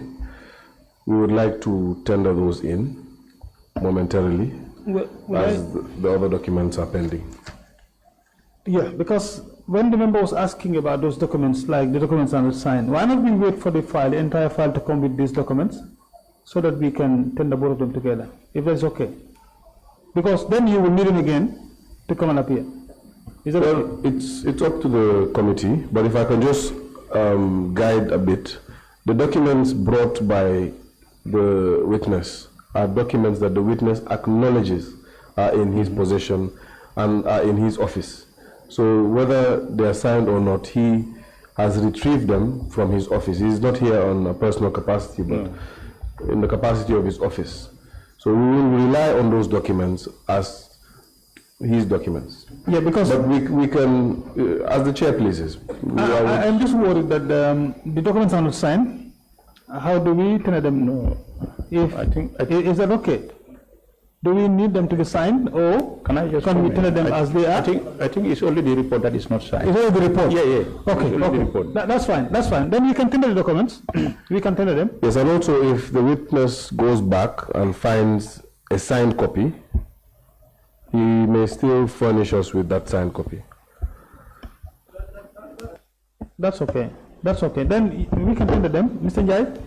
That's possible. You can tender those documents, and if you see any other document, or especially the report that is not signed, if you have access to any document that is signed, that perhaps that is the report, you can also provide, because this one is not signed. Yeah, as you said, it's for all of us. Any report or any issue that relates to the commission that is either in file or somewhere, if I have it, I'll definitely provide it for you. But it is our interest. I want to reiterate that we mentioned 24 hours to provide the file and the way book. And when you say 24 hours, we mean 24 hours here. You understand? Yeah. 24 hours is starting from now. When we close here, that is when it starts. Tomorrow, by that time, the way book, and then the file should be with the committee. Okay? All right? That's fine. I think. Yes, then Mr. Njie, please, if you may submit the documents to the Secretariat. And do you have a copy of your own, or did you only bring one copy? I will have a copy in the file. I think they photocopied and gave it to me. Which one?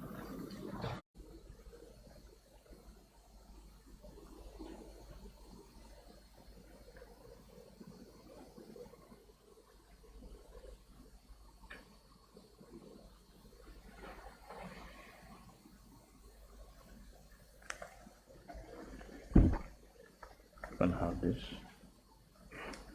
I think that's all. Yeah.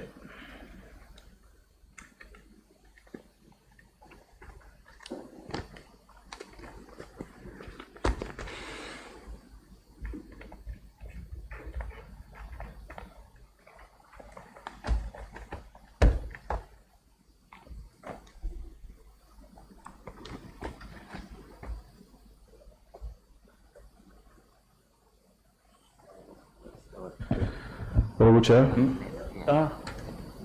the next document will be a document that is actually in our records. It's in our records twice, so perhaps not to muddy our records. I'm not sure. I will seek your indulgence. Do we still admit it? What's the title of the document? It's the position as secretary to the commission. We've had it twice before. Do we still? Perhaps we can submit it and still. It's fine. Let me make my application. I apply that we mark it SC8.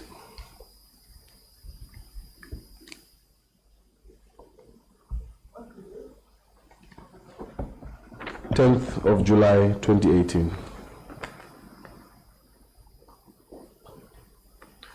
I wish to note that it's a copy, and the copy has not been certified.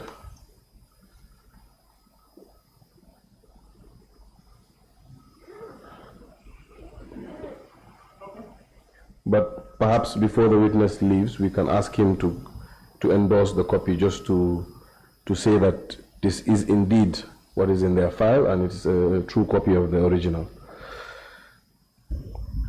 That's fine. The other document is a report. The report of the Presidential Task Force on the assets forfeited to the state pursuant to the Janneh Commission recommendation submitted to Cabinet on the 23rd day of April 2020. There is no date on it. There is no date on the document, and there is no signature. We would mark the document SC9.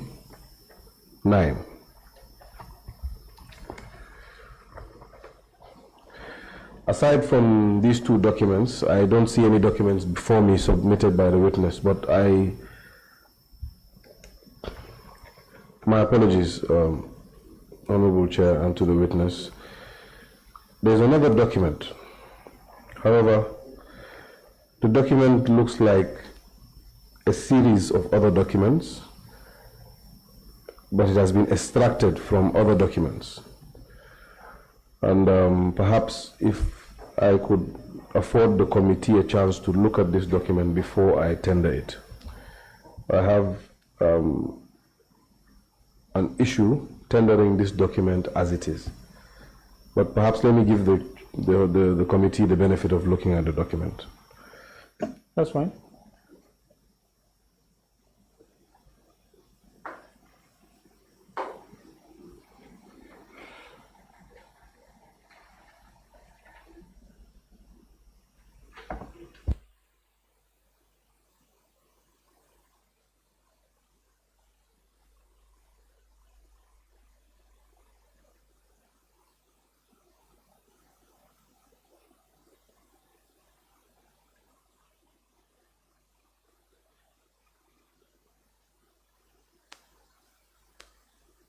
Perhaps you can also give the witness courtesy to explain. That's the only sheet? Is Yes, it only one? that's the only sheet. Okay. So Mr. Njie, the document seems to be extracted from a bunch, huh? So that is what we call extract from cabinet conclusion. This one? Yeah, this one. So it normally doesn't have the dates. Except the day that the cabinet was, the cabinet meeting was conducted. So, but when I saw it in the file, I thought deem it necessary that probably is. So that's the establishment. When cabinet had meetings, when they were discussing on the agenda. That's the agenda, the first page, the agenda. That's where you have the date. So this was the only issue they discussed, and the report was on. This is the only page on the report. No, this for the establishment of the committee, I think so. But is it that the document that you extract this page from, is it not all about Janneh Commission issues?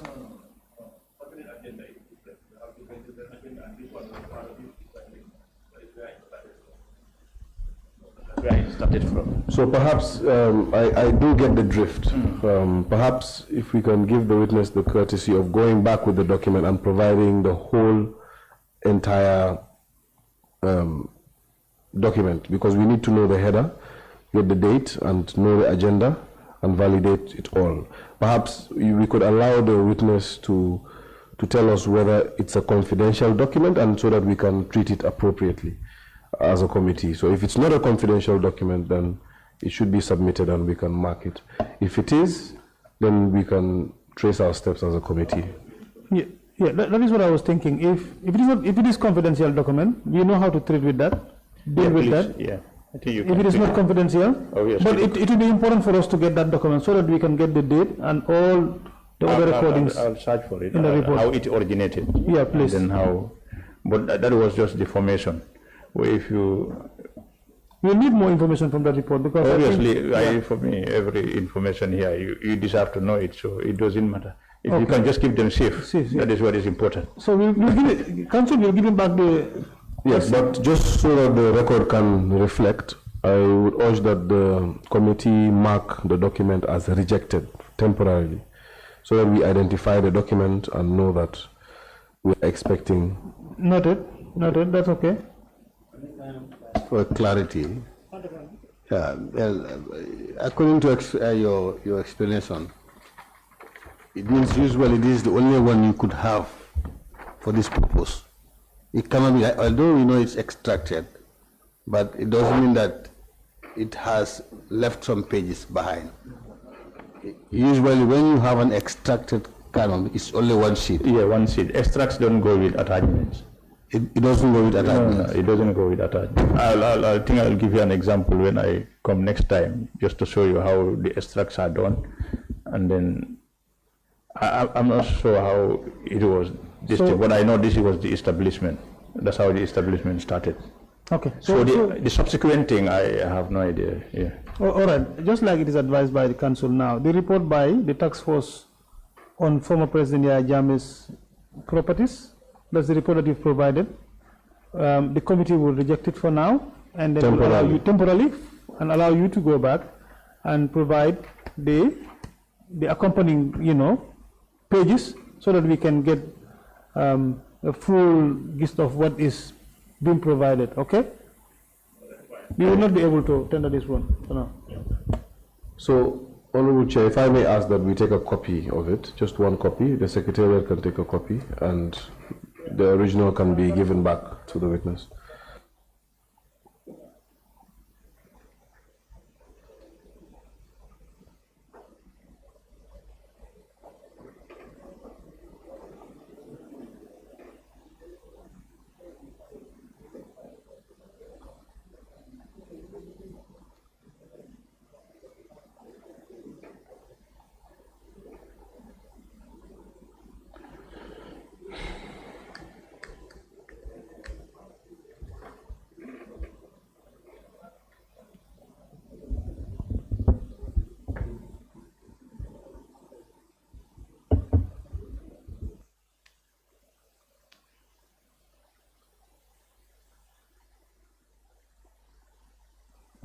Honorable Chair, I believe we can close the session until...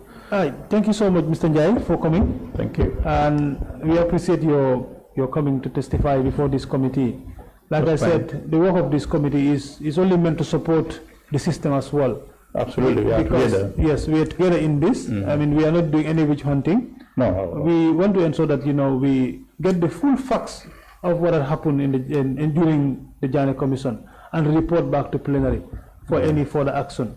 So just like you, not you in your personality as Mr. Alieu Njie, but your office as the Secretary to Cabinet. No, I don't. You understand? About yes, exactly. So that is the reason why we called you.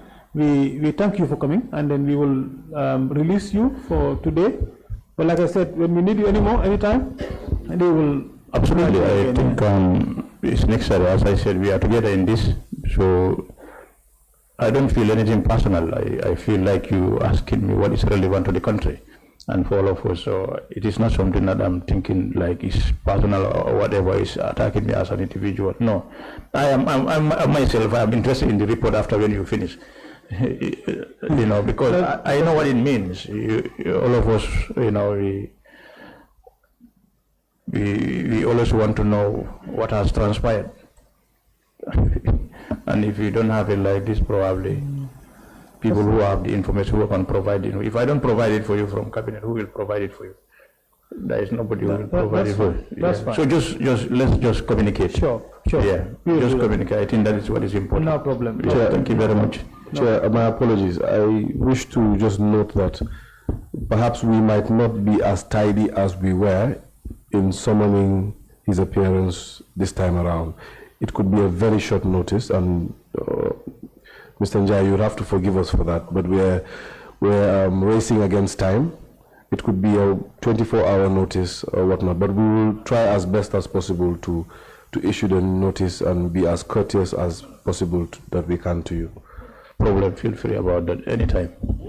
I'm available. Thank you. All right. Thank you so very much. Meeting adjourned for today. Diba?